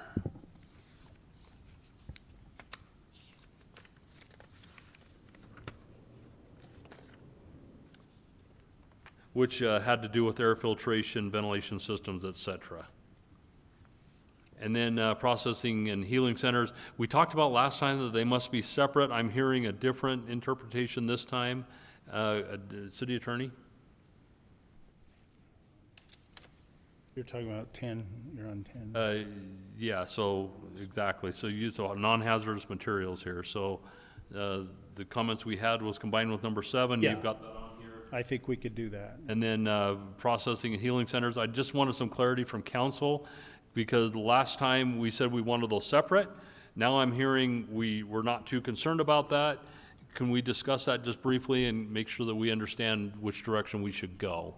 Well, I'll offer my opinion real quick. I don't see any difference in them being in the same building.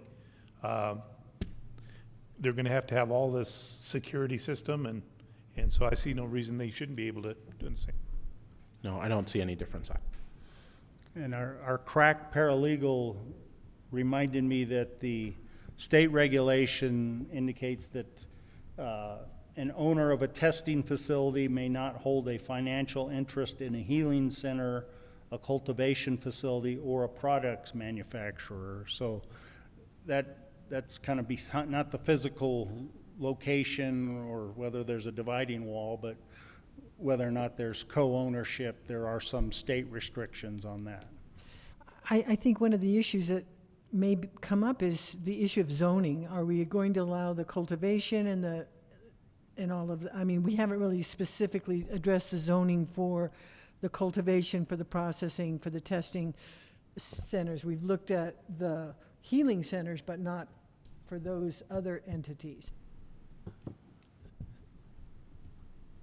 Yeah, so we really had the 4 that we talked about zoning, which was the CBD, or Central Business District, commercial, industrial, and then the hospital PUD. So, yeah, perhaps we should specify that so that we don't have a issue crop up. And I'll remind you that the marijuana regulations limit cultivation to the central business district and the commercial district, but not the industrial district. And I wish Matt Kiefhofer were here tonight because he probably might have an explanation why they eliminated industrial as one of the options there. But you know, the commercial cultivation would be one that you may want to look at in terms of, and I don't think you have the odor problem that commercial marijuana cultivation deals with, but they do it all inside, at least for the facilities here in Cortez. I think, and I don't know, but I think it also is, there isn't the same solvents issue with this that particularly when that regulation went into effect for marijuana, they may have been concerned around solvents and less the cultivation and more the more industrial scale manufacturing. So do we want to allow the cultivation to occur in all those districts, or do we want to peel one or more of those off? My opinion is allow it. If it's, psilocybin mushroom growing is a lot different than marijuana. You don't use the chemicals that you use for growing marijuana, and it's just totally different. And your next door neighbor could be growing lots of psilocybin and you'd never know it. So, Yeah, potentially they could be growing the cow pasture next to your place too, so.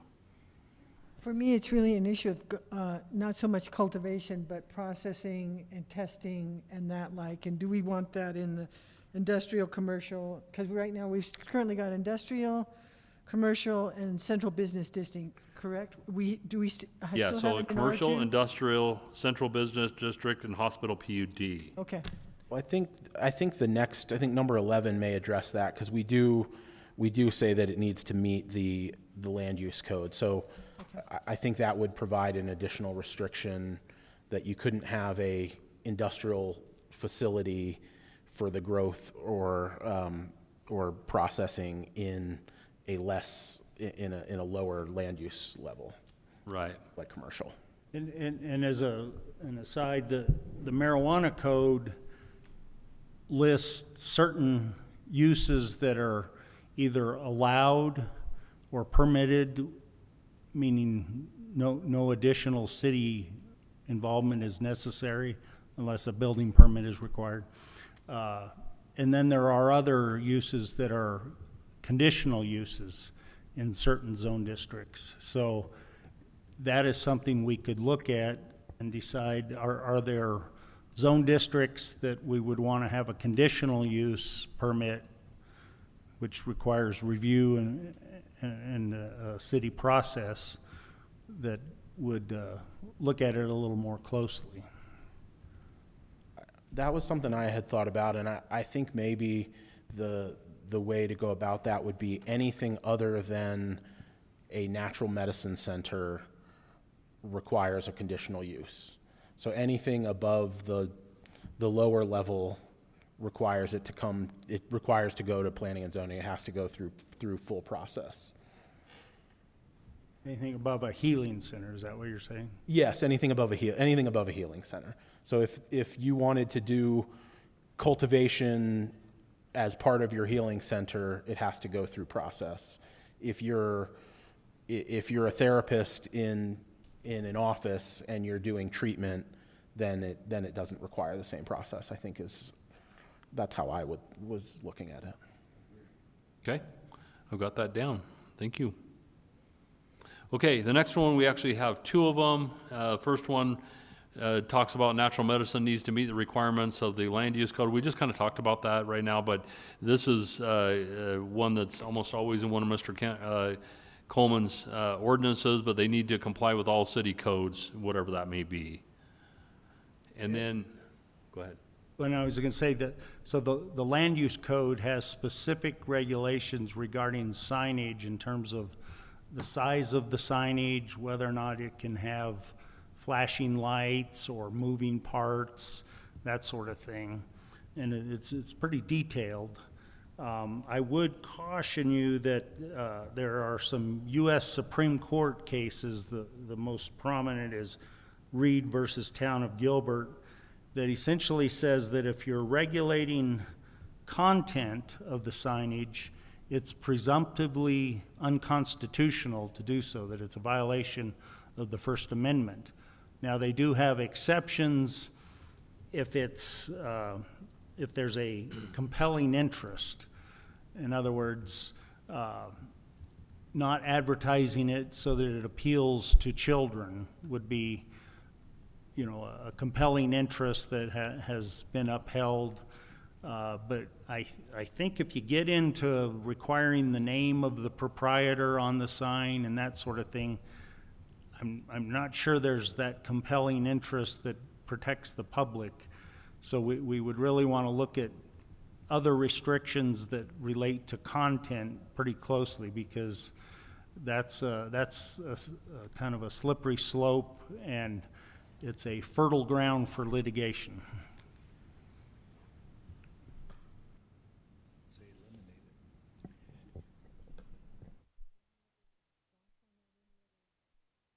Suggestions for how we might make this clear what's going on in that building? I mean, because I think that there should be some clarification as to what's happening in the building, and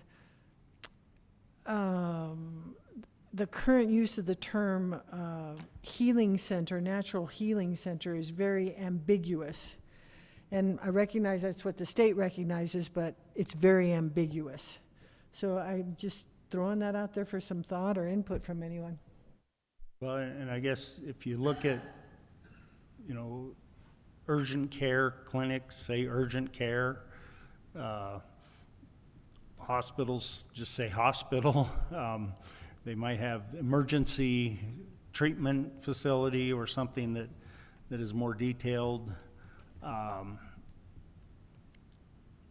I think we could require that they say, and again, my pronunciation of the psilocybin, Dennis is the expert. Psilocybin. Psilocybin, yeah, there we go. I suppose we could look at requiring them to include that on the sign and say psilocybin healing center or something like that, or natural medicine healing center, or if the intent is to protect the public health, safety, and welfare, we'd want to make sure we have a valid reason for the requirement. Well, my feeling is that the current term is very ambiguous, and you can walk down the street right now and see a healing center sign right down the street for a natural medicine store. I just feel that there should be some differentiation or somehow or another, so people can understand when they open the door to go into the business, what they're going into. Our liquor stores, I suppose, I don't know, if you look at our marijuana stores, they don't say marijuana on them. They're not allowed to. Oh, okay. Yeah, the marijuana regulation is that it can't be bigger than 8.5 by 11 if it says, shows a marijuana leaf, or says marijuana or cannabis. So I don't think we can tell them what they're going to put on their sign. I just don't think we can do that. Wish we could, but I don't think we can tell them what they're going to put on their sign. But I think we need to regulate the sign so that it isn't blatant and welcome to Cortez, your psilocybin capital of the world kind of thing. Could we regulate the signage that there can be no exterior signage other than the name of a therapist and the address? Can we do something like that? Well, then I think you're running afoul of the First Amendment, because you're essentially disallowing their ability to advertise their business through their product, through their Can we mandate that it, somewhere in their signage, that it says psilocybin healing center? Natural medicine, psilocybin natural medicine healing center, or something like that? I think we could do that. If anything, I would be in favor of that, because anything else, I think we're setting ourselves up for some liability. So maybe natural healing center, parentheses, psilocybin, that identifies it somehow.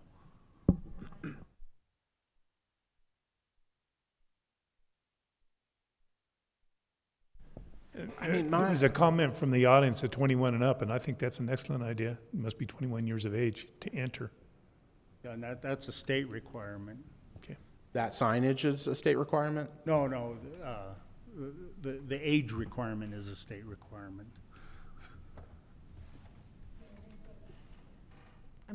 Is that restricting what they can say by saying 21 and up only, or whatever? Well, I guess, and if you look at liquor stores and everything else, they don't put it on their sign, they put it on their front door, they have the little Right, 21, I guess I would recommend that okay. as opposed to putting it on their sign. That gets to be a pretty wordy sign if you're adding all this stuff in there.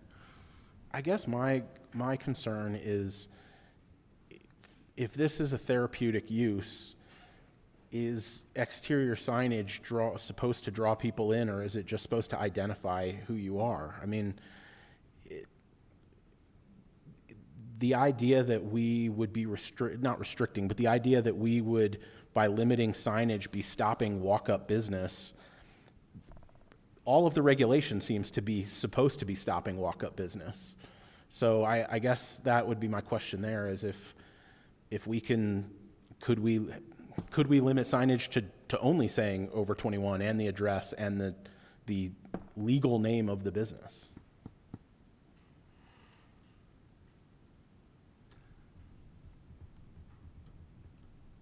Yeah, I mean, then you not sure I'm avoid, prepared to give you that way answer on that. you avoid the dancing mushrooms, you avoid the bright colors that draw in people under 18 or 21. I guess for at least for the signage, I am in favor of as restrictive as possible. I think that the intent of this therapeutic use is for a therapeutic use, not for an advertisable business. It's not a commercial it's not a commercial enterprise. It's a therapeutic use. But it's a commercial enterprise because they charge $3,000 a session. So I don't think these are, it's not a thrift store where you go and pay what you can afford or something.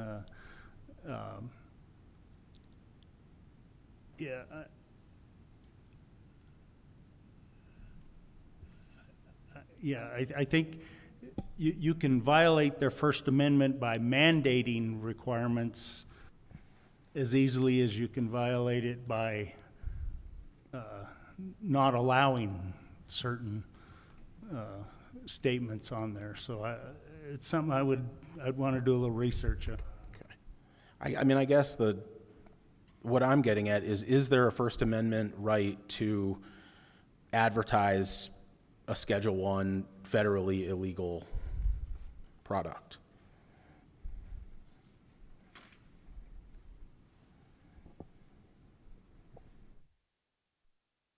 Well, if it's legal in the state of Colorado, then I think you would have a First Amendment right to advertise it. I mean,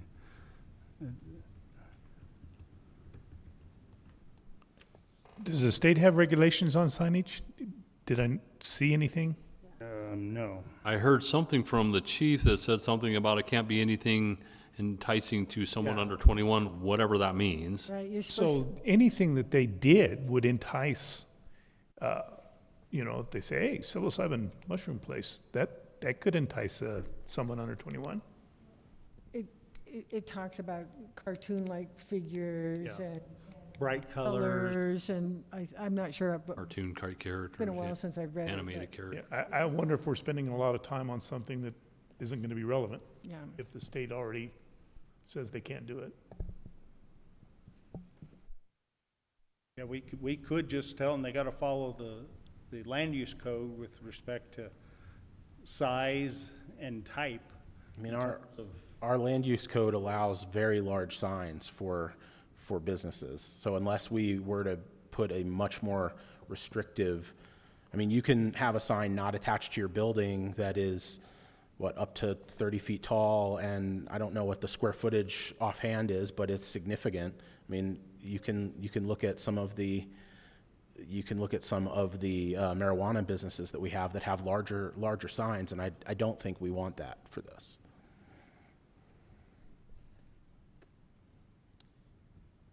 so I've I got guess what we're saying is, city attorney, figure this out for us. Right, I'll do some research. There's a section under dpo.colorado.gov/natural medicine that talks about the DORA regulations regarding facilitator advertising. So I've got a site here that talks about it specifically, that what they allow, but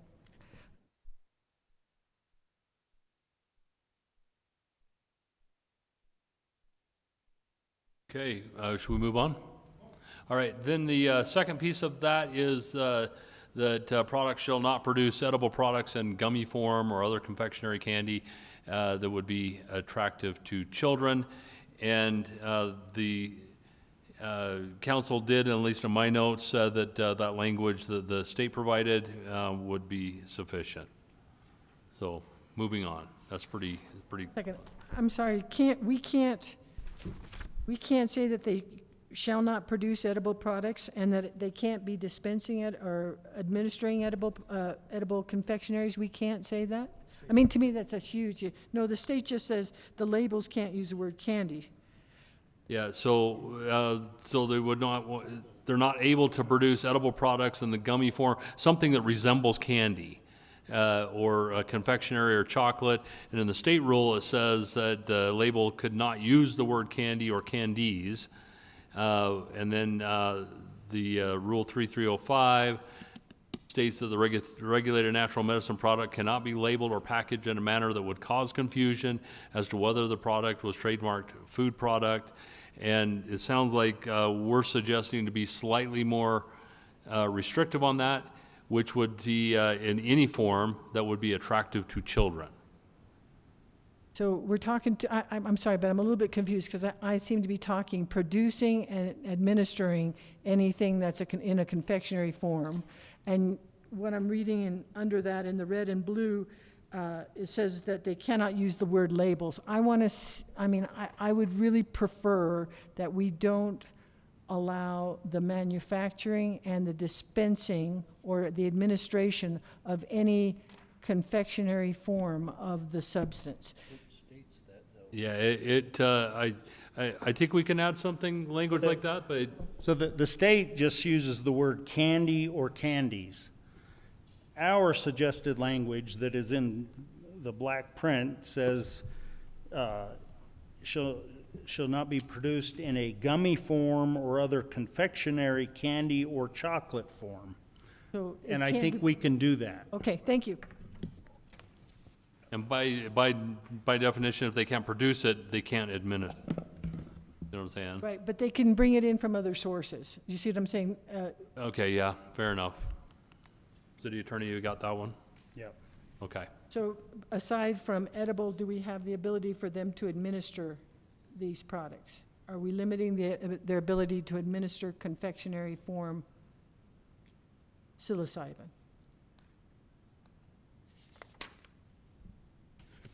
What I want to avoid is that any confectionery form of this product makes it into a home or somehow or another gets administered that way. That's what I'm trying to avoid, and that's all I'm trying. We can add produce, manufacture, or administer. Thank you. Okay. Next, all clients receiving natural medicine from a healing center shall not operate a motor vehicle or other mechanized equipment for 4 hours after the natural medicine administered there. I did have a question on this, and perhaps for our city attorney, where we're dictating and saying, well, you won't do it for 4 hours, so 4 hours and 1 minute. Are we giving license to go do that under this language, or should we do that? We do have a DUI code and so on that's basically impaired, is the language in there, but Well, I think I worry about setting up a trap or a legal loophole here. under the state regulations, they have, and I believe it is, but we can include that in ours, that they have to have somebody drive them to the facility and pick them up. And the statutes regarding DUI and DWAI both say you can't drive while you're under the influence or while you're impaired by alcohol or one or more drugs, which this would be classified as one or more drugs. So I don't think we need to address their ability to drive. It's already illegal. And those, I don't think the police want to be citing people for DUI in municipal court. County court, combined courts, and the DA are better equipped to prosecute alcohol offenses and drug offenses in terms of driving. That's just my thought, but My question with this is, with our current language, we're regulating, where all the rest of the code regulates the healing center or the cultivation center, and with this, we're regulating the client. Would it be better to flip that and have this regulate the healing center as well, that a natural medicine healing center shall not release a patient to operate a motor vehicle in less than 4 hours? well, To match the, one way to get around that would be just say you have to have a driver pick you up or drop you off and one pick you up. So that way, if you got your product administered to you 20 minutes ago, you can leave, but you have to do it. And I think, as the doctor mentioned, there's a fairly extensive licensure and training process that they go through, and it sounds like part of that is that they observe the customer while they're under the influence of this product. And so, much like doctors' offices, we don't regulate when they can administer and release you from any other, drug or anesthesia or anything like that. We could leave it up to the healing center facilitator to determine for their practice when they release this person, and perhaps we include in our regulation that they have to have a driver pick them up. I guess what I'm thinking of is, for instance, with the laws around selling alcohol to an intoxicated person, you're not saying intoxicated person, it's illegal for you to purchase alcohol. You're saying alcohol establishment who we regulate, it's illegal for you to sell to an intoxicated person. So I guess that's what I'm trying to suggest, is that we match this, that we say natural medicine healing center, you are required to either not release a person or know that they have a driver. I'm just trying to think of where, if you look at this, where things could go poorly. If a center that just wanted to get people in and out of the door, this would be the thing that you then say, okay, we now have seen 5 people in the park a block away, or not a block away, more than 500 feet away from your center that appear to be intoxicated and appear to have originated at your center. We believe that you may be in violation of this piece of it, that you're letting people out while still under the influence of this. And I agree with him exactly. We shouldn't be regulating, well, we can't. The state regulates the driving. If they're under the influence of a narcotic to such a degree that they're unable to safely operate a motor vehicle, it's against the law. They could take a drug and in 15 minutes they feel fine and they can drive fine. There is absolutely nothing the police can do about it, unless they have probable cause to believe that they're under the influence of a narcotic to such a degree that they're unable to safely operate a motor vehicle. And I think our time, place, and manner is on the establishment, not on the client. So I agree with Councilman Dobry that we need to look at the facility, and I think the state has already done that. I would jump in there and say that the guidelines that the good doctor shared with us earlier about them not driving and being released to a driver are guidelines right now. I don't know that they're a rule or a law. And so maybe a good solution to this may be to take those words and parrot those words to a certain degree and put it in an ordinance that they shall not do this. Now, and if they're practicing the way they're taught to be practicing, they're going to be doing this and it won't be an issue. But at least this way we'll have an ordinance in place that they're not allowed to do it. So rather than have the 4-hour wait time. We just say,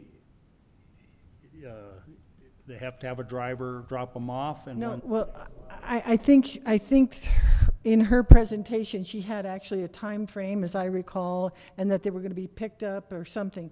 But whatever they're being taught to mimic it, I don't remember, Doctor, do you?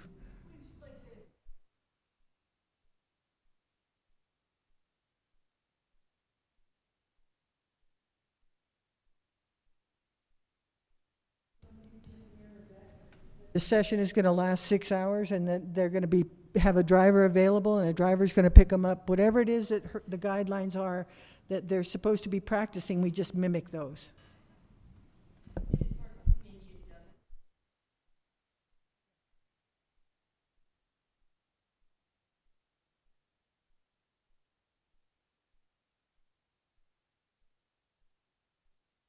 They need to have a driver drop them off and also pick them up. Is that a state regulation now?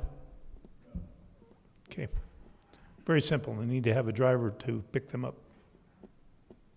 Should I, or could I suggest maybe just a responsible person, because it may not be a driver, it might be walking down the street, it might be, Correct. you know, some other mode, but a Correct. responsible person perhaps is the way. Correct. If that's something we can do. Is that something that we can do? yeah, I think that's a, you know, we're looking out for the public health, safety, and welfare, and that's a manner, under time, place, and manner, I think that's a.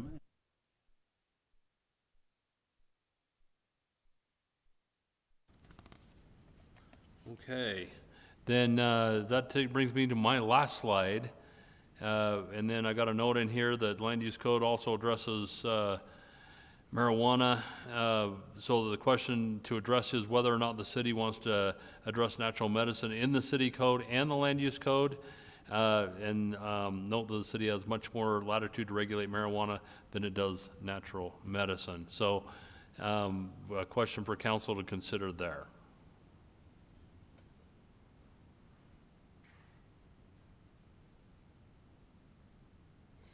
And maybe we need to get a legal opinion on that. And I would suggest that at a minimum, we include the zoning restrictions in the land use code, and we already have a separate marijuana section in that table that addresses uses, and I think that including a natural medicine one that would include the zone districts that you ultimately arrive on as the ones you want to use, and determine whether it's a permitted use or a conditional use would be appropriate in the land use code. I would agree with that, yes. I'd agree as well. And then in the handout, I've got one more section here that is specific to the city attorney. I'll turn that over to you, number 14 there. Yeah, and I think the doctor mentioned in more detail about the different types of licenses and the training requirements. And if you'll read that section 14 on the handout I gave you, it just goes into a description of the types of licenses. They have a handler's license, a facilitator, a clinical facilitator, and the different requirements. These are all at the state level, so I don't know that we want to get into regulating the qualifications or the type of licensure. That would appear to be a state requirement, and if the state won't license them, then it doesn't come before us anyway.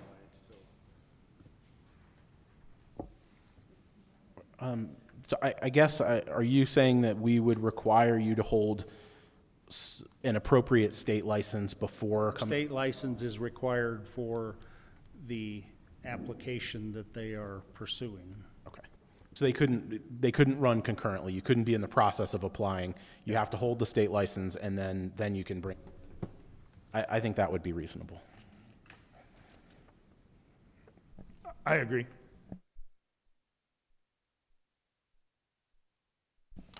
Okay, do you have anything else? No, that's it, council, unless you have additional questions for us. We're going to ask the public if they have something. I do have a question for Chief Brock, if he could step up for just a moment. Can you give me your opinion of one of these centers being in the central business district? Does that present a problem for you? No, Okay. not at all. Do you have any problems with anything we've discussed tonight, or have an opinion that you think might affect your ability and your officers' abilities to perform their duties? No, I really don't have any problems. I would love some training information on indicators, something that we can work with. And I think you addressed it already. I think the issue is going to be the home grows. It's not going to be the facilities. I think they're going to take care of themselves. Thank you. Do anybody in the audience, do we have one left?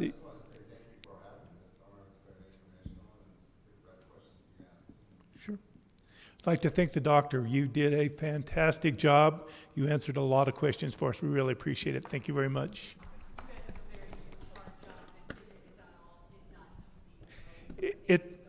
It's not an easy job, and we've worked really hard on it, and we want to do what's right for the city of Cortez. Before we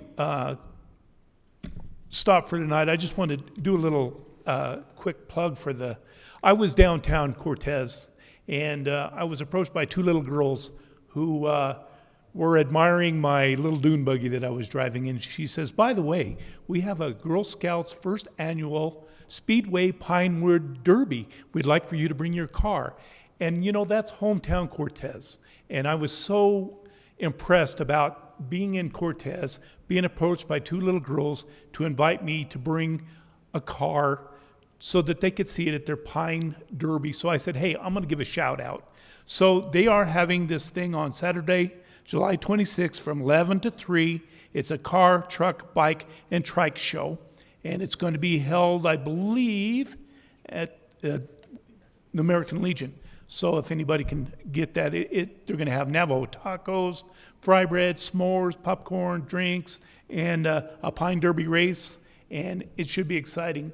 And I was also watching some stuff on Facebook the other day, and the comment was, well, you know, Cortez, should it grow or should it not? And there was various opinions on that. And one guy got on there and said, well, there's nothing to do in Cortez. And then another lady got in there and said, we have the best city parks. We have a softball complex. We have a pickleball. And just went on and on and on and on. So that's why we live in Cortez. And that's why your city council wants to do what it's doing, the best for Cortez. Okay, we're going to end this meeting. Thank you very much. It is now 8:45.